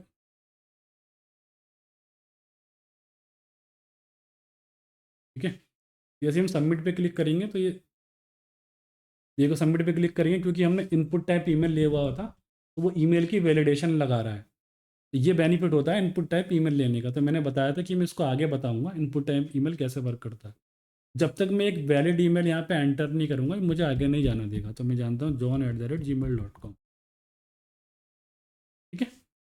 मैं यहाँ पे सबमिट करूँगा तो मेरा फॉर्म सबमिट हो जाएगा, मेरा पूरा का पूरा फॉर्म सबमिट हो गया, ठीक है। अब ये एक्शन मुझे देना है कि कौन से पेज पे मुझे सबमिट करना है। फॉर एग्जांपल मैं ऐसे पेज पे सबमिट करता हूँ, लाइक ये जाए हमारा जो भी सर्वर साइड पे होते हैं हमारे पेज, लाइक index.php और समथिंग लाइक दिस, इस पर सबमिट हो जाए। अब हमारे पास मेथड होते हैं, हमारे पास मेथड गेट पोस्ट होते हैं हमारे पास। गेट में क्या होता है, जो भी हम यहाँ पे डेटा सबमिट करेंगे, यहाँ पे डेटा फिल करेंगे,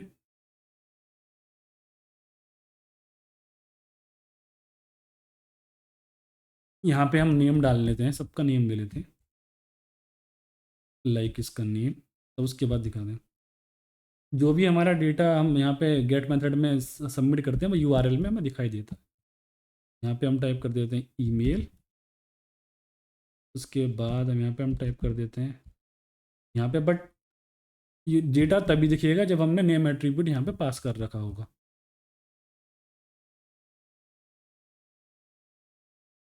यहाँ पे हम पास कर देते हैं डेट, यहाँ पे पास कर देते हैं हम टाइम,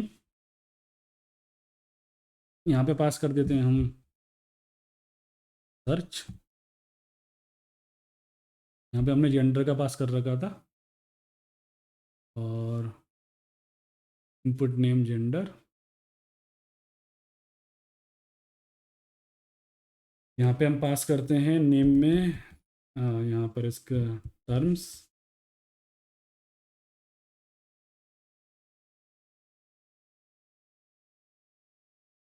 और यहाँ पे पास करते हैं हम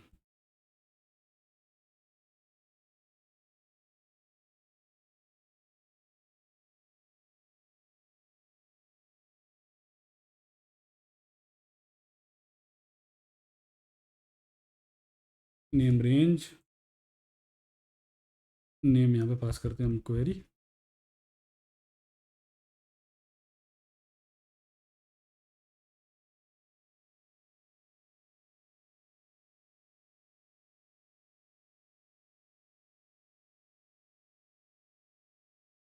नेम कंट्रीज, ये हमारा हो गया।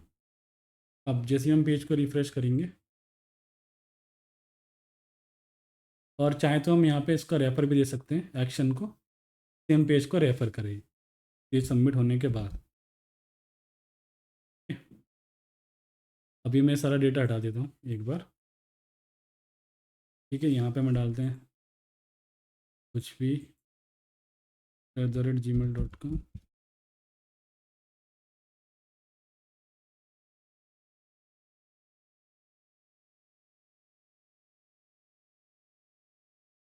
इस तरीके से हम कर सकते हैं। तो यहाँ पर हम देखते हैं और यहाँ पर टाइप करते हैं, यहाँ पर हम जापान सेलेक्ट इंडिया सेलेक्ट कर सबमिट पे क्लिक करते हैं। सारे का सारा डेटा ये यूआरएल में एक्सपोज होता है गेट मेथड में। आप चाहते हैं कि जो भी हम डेटा सबमिट कर रहे हैं सर्वर को, वो यहाँ पे यूआरएल में एक्सपोज ना हो, वो हिडन रहे। उसके लिए हमारे पास यूज़ होता है मेथड पोस्ट मेथड। और जब भी हम जैसे हम फाइल एट्रीब्यूट यूज़ कर रहे हैं यहाँ पे सर्वर को फाइल सेंड कर रहे हैं, तो उसके लिए हमें एक स्पेशल एट्रीब्यूट यूज़ करना पड़ता है फॉर्म से। एक एन सी टाइप हमें टाइप करना पड़ता है यहाँ पे मल्टीपार्ट फॉर्म हाइफन डेटा, ये एट्रीब्यूट पास करना पड़ता है। अदरवाइज़ हमारी फाइल जो है सर्वर तक नहीं जाती है।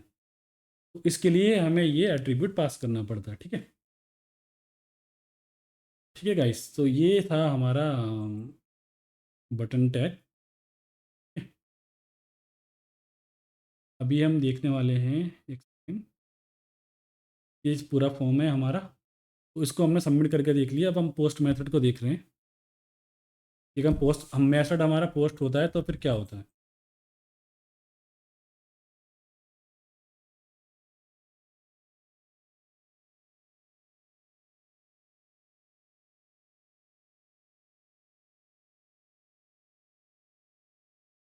ठीक है, ये मेथड हमारा पोस्ट है।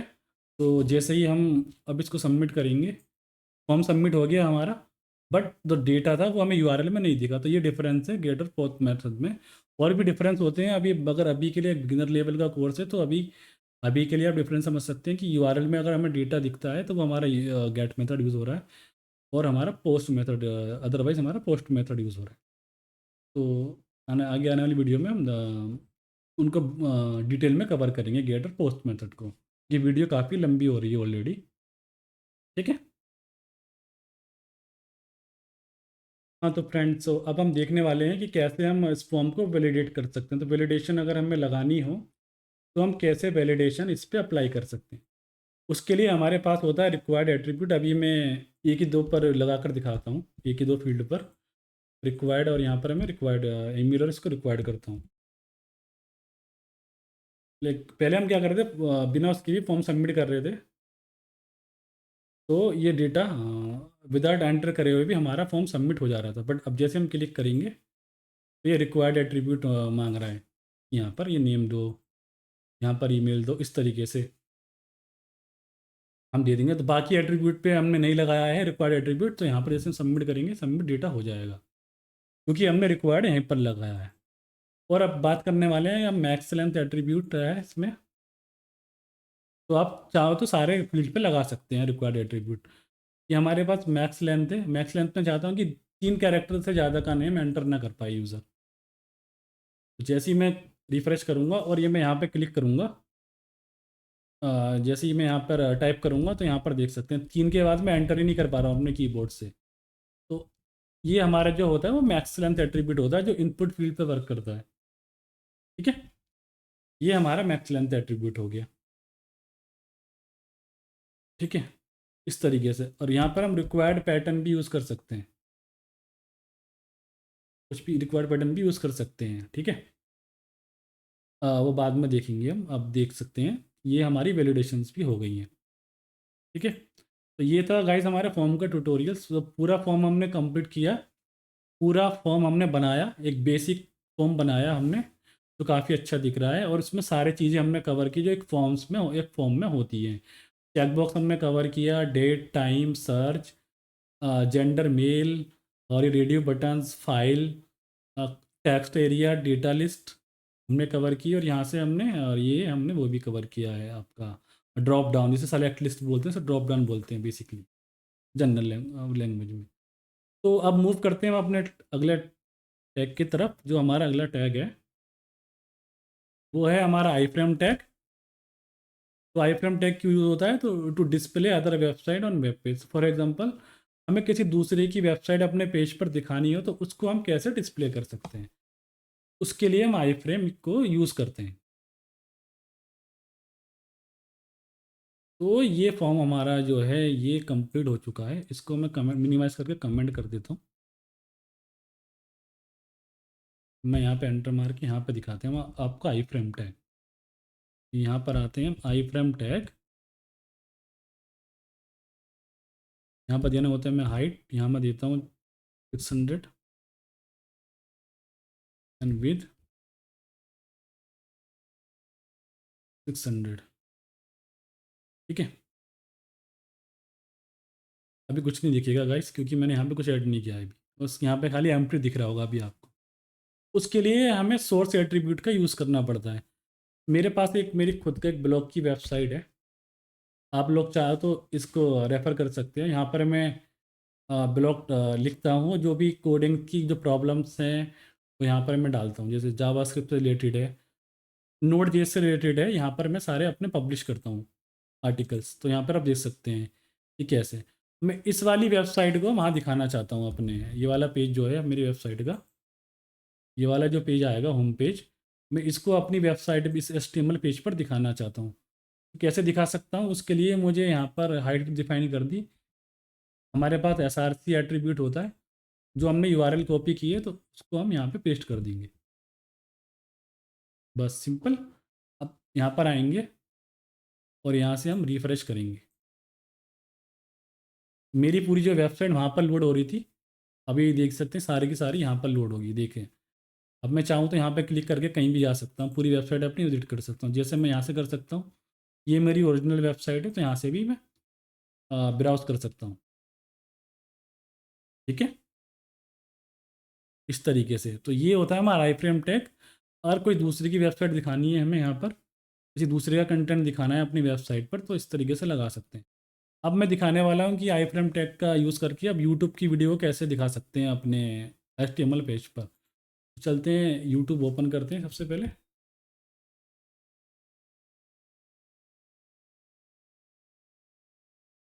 तो चलते हैं अपने चैनल पर, कोडिंग विद वसीम। ये हमारा चैनल है, इस पर हम क्लिक करते हैं। और ये मान के चलिए ये वाली वीडियो मुझे यहाँ पर अपनी मेरा चैनल पर नाम दिखानी वसीम। है। मैं इसको म्यूट कर देता हूँ। जैसे हम शेयर पे जाएंगे, यहाँ पे एम्बेडेड पे आपको क्लिक करना है। यहाँ पे सबसे पहले आना है, वीडियो पे प्ले करना है।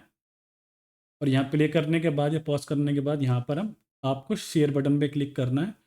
और यहाँ पर आपको एम्बेडेड पे क्लिक करना है। जैसे आप एम्बेडेड पे क्लिक करेंगे ऑटोमेटिकली ये जनरेट करके दे देगा आई फ्रेम आपको। तो बट मुझे खाली इसकी यूआरएल चाहिए हमें जो। ओके, हम पूरा भी कॉपी कर सकते हैं, नॉट अ प्रॉब्लम। पूरा कॉपी करके और यहाँ पर हम इसको हटा देते हैं। ठीक है, इस तरीके से आई फ्रेम का हम यूज़ कर सकते हैं। अब यहाँ पे यूट्यूब की वीडियो प्ले होगी, देख सकते हैं। तो मैं रिफ्रेश करूँगा तो ये यहाँ पे मेरे चैनल की वीडियो आ रही है। और मेरा यहाँ देख नाम सकते हैं, वसीम है। Welcome to my. मैं इसको म्यूट कर देता हूँ और ये देख सकते हैं ये वीडियो इस तरीके से हम प्ले कर सकते हैं अपने चैनल पर, अपने सॉरी अपने वेब पेज पर। जो भी आपकी वीडियो है किसी यूट्यूब की, इस तरीके से हम यूट्यूब को एम्बेडेड कर सकते हैं यहाँ पर। ठीक है, ये होती है हमारी ये था हमारा आई फ्रेम टैग। अब मैं इसको हटा देता हूँ, रिक्वायरमेंट कमेंट कर देता हूँ। ठीक है, या हटा ही देता हूँ इसकी। आई थिंक पूरे कंटेंट की रिक्वायरमेंट यहाँ पर है नहीं है। अब हम चलते हैं अपने अगले टैग की तरफ, देखते हैं कौन सा अगला टैग है। यस, अब ये है आपका एक ऑडियो टैग। तो ऑडियो टैग को कैसे आप हम्म ऑडियो टैग को आप कैसे यूज़ कर सकते हैं एचटीएमएल में? तो ऑडियो टैग का यूज़ क्या होता है? सबसे पहले, to play audio on web page. जब भी हमें कोई ऑडियो प्ले करनी होती है, कोई म्यूज़िक प्ले करना होता है अपने वेब पेज पर, तो वो हम करेंगे with the help of audio tag. ठीक है, ऑडियो टैग के सिंटैक्स क्या है? ऑडियो टैग लिखने के लिए सबसे पहले हमें टाइप करना होगा ऑडियो,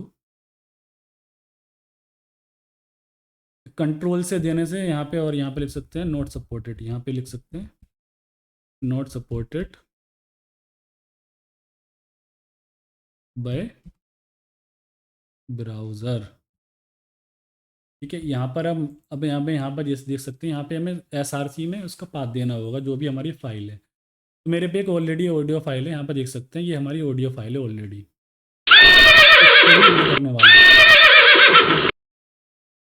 ठीक है, इसके लिए अब हमें यहाँ पे क्या करना है, SRC के अंदर गए हम, डुअल कोड दिए यहाँ पे जाएंगे हम असेट्स फोल्डर के अंदर अपने, और यहाँ पे हम देंगे audio.mp3। अब हम चलते हैं अपने वेब पेज पर। जैसे हम रिफ़्रेश करेंगे तो इसको हम प्ले करेंगे तो ठीक है, बट इसमें प्रॉब्लम क्या है कि ये एक ही बार प्ले हो रहा है। अगर आपको बार बार प्ले करनी है तो हमारे पास एक एट्रीब्यूट होता है लूप।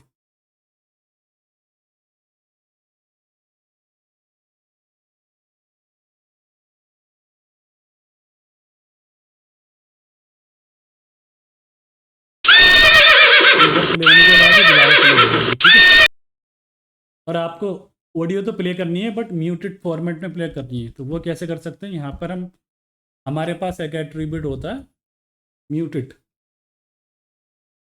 तो जब भी मैं प्ले करूँगा बाय डिफ़ॉल्ट ये डिसेबल्ड आएगा। ठीक है, अब एक हमारे पास लास्ट एट्रीब्यूट बता ऑटो प्ले। जब भी हम वेब पेज को लोड करें, ऑडियो को हमें ऑटो प्ले करना है, तो यहाँ पर हम लिख सकते हैं ऑटो प्ले।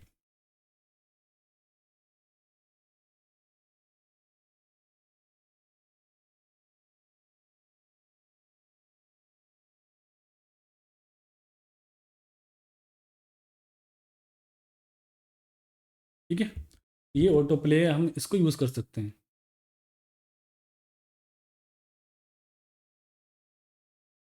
अब बट इसमें क्रोम की कुछ पॉलिसी चेंज हुई है, तो ऑटो प्ले वर्क क्यों नहीं कर रहा है, यहाँ पर देखिए। अगर मैं यहाँ पे लिखूँ Chrome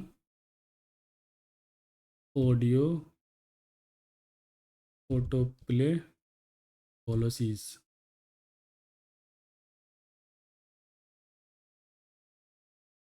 in December 2018 Google Chrome announce changes is auto play policy for audio requiring user to interact with a browser item before audio can play. तो इसमें अगर आप ऑटो प्ले करना चाहते हैं ऑडियो को, ये वेब ब्राउज़र्स की पॉलिसी है क्रोम की, यहाँ पर आप ऑटो प्ले नहीं कर सकते। तो पहले ये वर्क करती थी 2018 से पहले, अब ये वर्क नहीं करती ऑटो प्ले वाली। ठीक है, ये था हमारा ऑडियो टैग, और जो इसमें हमने सारे इसके जो प्रॉप्स थे वो ऑलमोस्ट कवर करे हैं, सॉरी जो एट्रीब्यूट्स थे वो सारे कवर करे हैं। अब हम चलते हैं अपने अगले टैग की तरफ, जो कि है हमारा वीडियो टैग। तो display and play video on web page इसके लिए यूज़ किया जाता है। तो सबसे पहले अब हमें क्या करना होता है, इसमें जस्ट हम यहाँ पर टाइप करेंगे ऑडियो की जगह हम वीडियो दे देंगे, और यहाँ पे मेरे पास एक video.mp3 फाइल है, और MP4 फाइल है मेरे पास। और उसके बाद हमारे पास कंट्रोल्स को अनेबल करने पड़ेंगे। इस तरीके से हम अपने वीडियो टैग को यूज़ करेंगे और यहाँ पर कंटिन्यू करेंगे, और यहाँ पे प्ले कर सकते हैं, यहाँ पर देख सकते हैं। और हमारे पास इसमें और भी एट्रीब्यूट्स होते हैं। इसमें हाइट भी हम सेट कर सकते हैं, लाइक मैं चाहता हूँ 400 हाइट की वीडियो आए और विद भी उसकी 400 होनी चाहिए। 400 पिक्सल्स की जो विद है वो चाहता हूँ। इस तरीके से हम कंट्रोल कर सकते हैं। अगर मैं कंट्रोल का बटन डिसेबल कर देता हूँ, ये कंट्रोल नहीं देता हूँ, तो यहाँ पर क्या होगा देखो, अगर हम कंट्रोल्स नहीं देंगे तो ये जो भी कंट्रोल्स आ रहे हैं ना ये वाले, ये गायब हो जाएंगे। अब देखना, अब जैसे ही मैं इसको रिफ़्रेश करूँगा ये सारे के सारे कंट्रोल्स गायब हो जाएंगे। ये देखिए, ये होता है। तो इसलिए कंट्रोल इंपॉर्टेंट होता है यूज़र को यूज़ करने के लिए कि कैसे वो वीडियो प्ले करेगा और कैसे वो करेगा। ठीक है, कंट्रोल्स करने के बाद अब यहाँ पे वीडियो प्ले कर सकते, रिफ्रेश करूँगा तो यहाँ पे हम वीडियो प्ले कर पाएंगे। यहाँ से हम प्लेबैक स्पीड को सेलेक्ट कर सकते हैं कितनी स्पीड में चलाना है, जो बाय डिफ़ॉल्ट HTML प्रोवाइड करता है। अब पिक्चर इन पिक्चर में भी हम ऐसे कर सकते हैं। तरीके से भी प्ले कर सकते हैं हम। एक बार रिफ्रेश करता हूँ मैं, ये था, ठीक है। और यहाँ पे हम वो भी सारे एट्रीब्यूट यूज़ कर सकते हैं, loop, muted and auto play, जो भी हमने ऑडियो में देखे थे। देखिए, अगर हमारी वीडियो म्यूटेड होती है तो ऑटो प्ले होगी, अगर हमारी वीडियो म्यूटेड नहीं होती तो ऑटो प्ले नहीं होगी। यहाँ पर देखो, एक बार मैं फिर से दिखाता हूँ, हमारी वीडियो म्यूटेड थी तो इसलिए ये ऑटो प्ले हो गई है, अदरवाइज़ ये ऑटो प्ले नहीं होती, ठीक है। ये ऑटो प्ले हो चुकी है। अगर मैं इसको म्यूटेड हटा दूंगा ना, ये ऑटो प्ले नहीं होगी, क्योंकि पॉलिसी मैंने आपको ऑलरेडी दिखा चुका हूँ ऑडियो वीडियो टैग की, तो यही है, दोनों की सेम ही पॉलिसी है। देखिए, मैंने म्यूटेड हटा दिया तो वो इसलिए ऑटो प्ले नहीं हुई।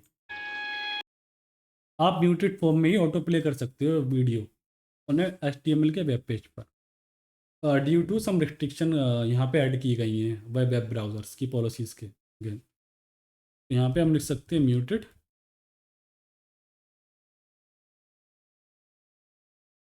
ये इस तरीके से वर्क करता है, ठीक है। अब उसके बाद हम देखने वाले हैं अपना अगला टैग। अब हमारे पास है सिमेंटिक HTML। अब सिमेंटिक HTML क्या है?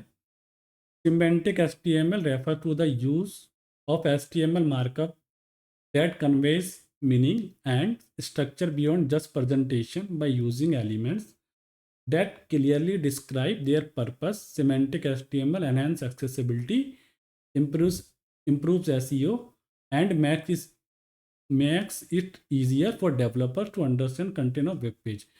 फॉर एग्जाम्पल, जो भी हम हेडर बनाएंगे या नैब बार बनाएंगे, जो आगे आने वाली वीडियोस में देखेंगे, उसको हम हेडर टैग में रखेंगे। हेडर के अंदर हम जो भी हमारी LI होंगी उसको नैब में रखना है, हमें सेक्शन रखना है, हमें आर्टिकल रखना है, हमें असाइड टैग रखना है, एक फुटर के लिए फुटर टैग को रखना है। तो ये हमारी सिमेंटिक HTML होती है, ठीक है।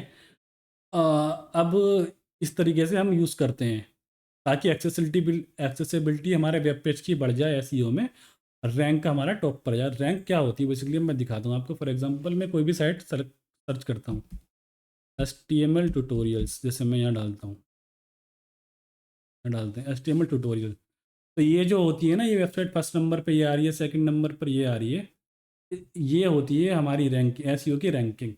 तो वेबसाइट कौन से पेज पर दिखेगी, ये रैंकिंग के हिसाब से दिखती है, ठीक है।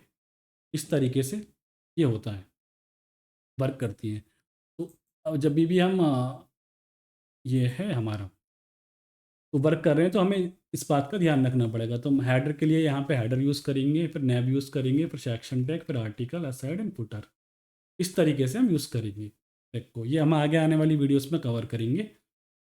और अब हम चलते हैं अपने लास्ट टॉपिक पर, जो है कि कैसे हम रुपीज़ फॉन्ट और ये rupees font and copy simple अपने HTML के वेब पेज में डिस्प्ले कर सकते हैं।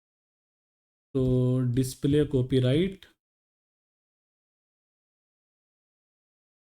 सर्च करेंगे इन सिंबल इन HTML।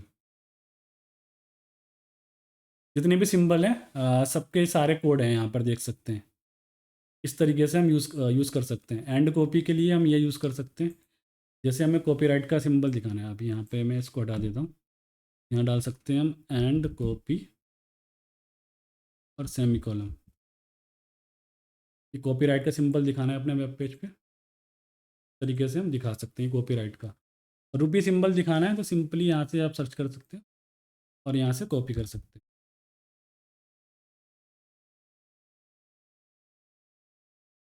ठीक है।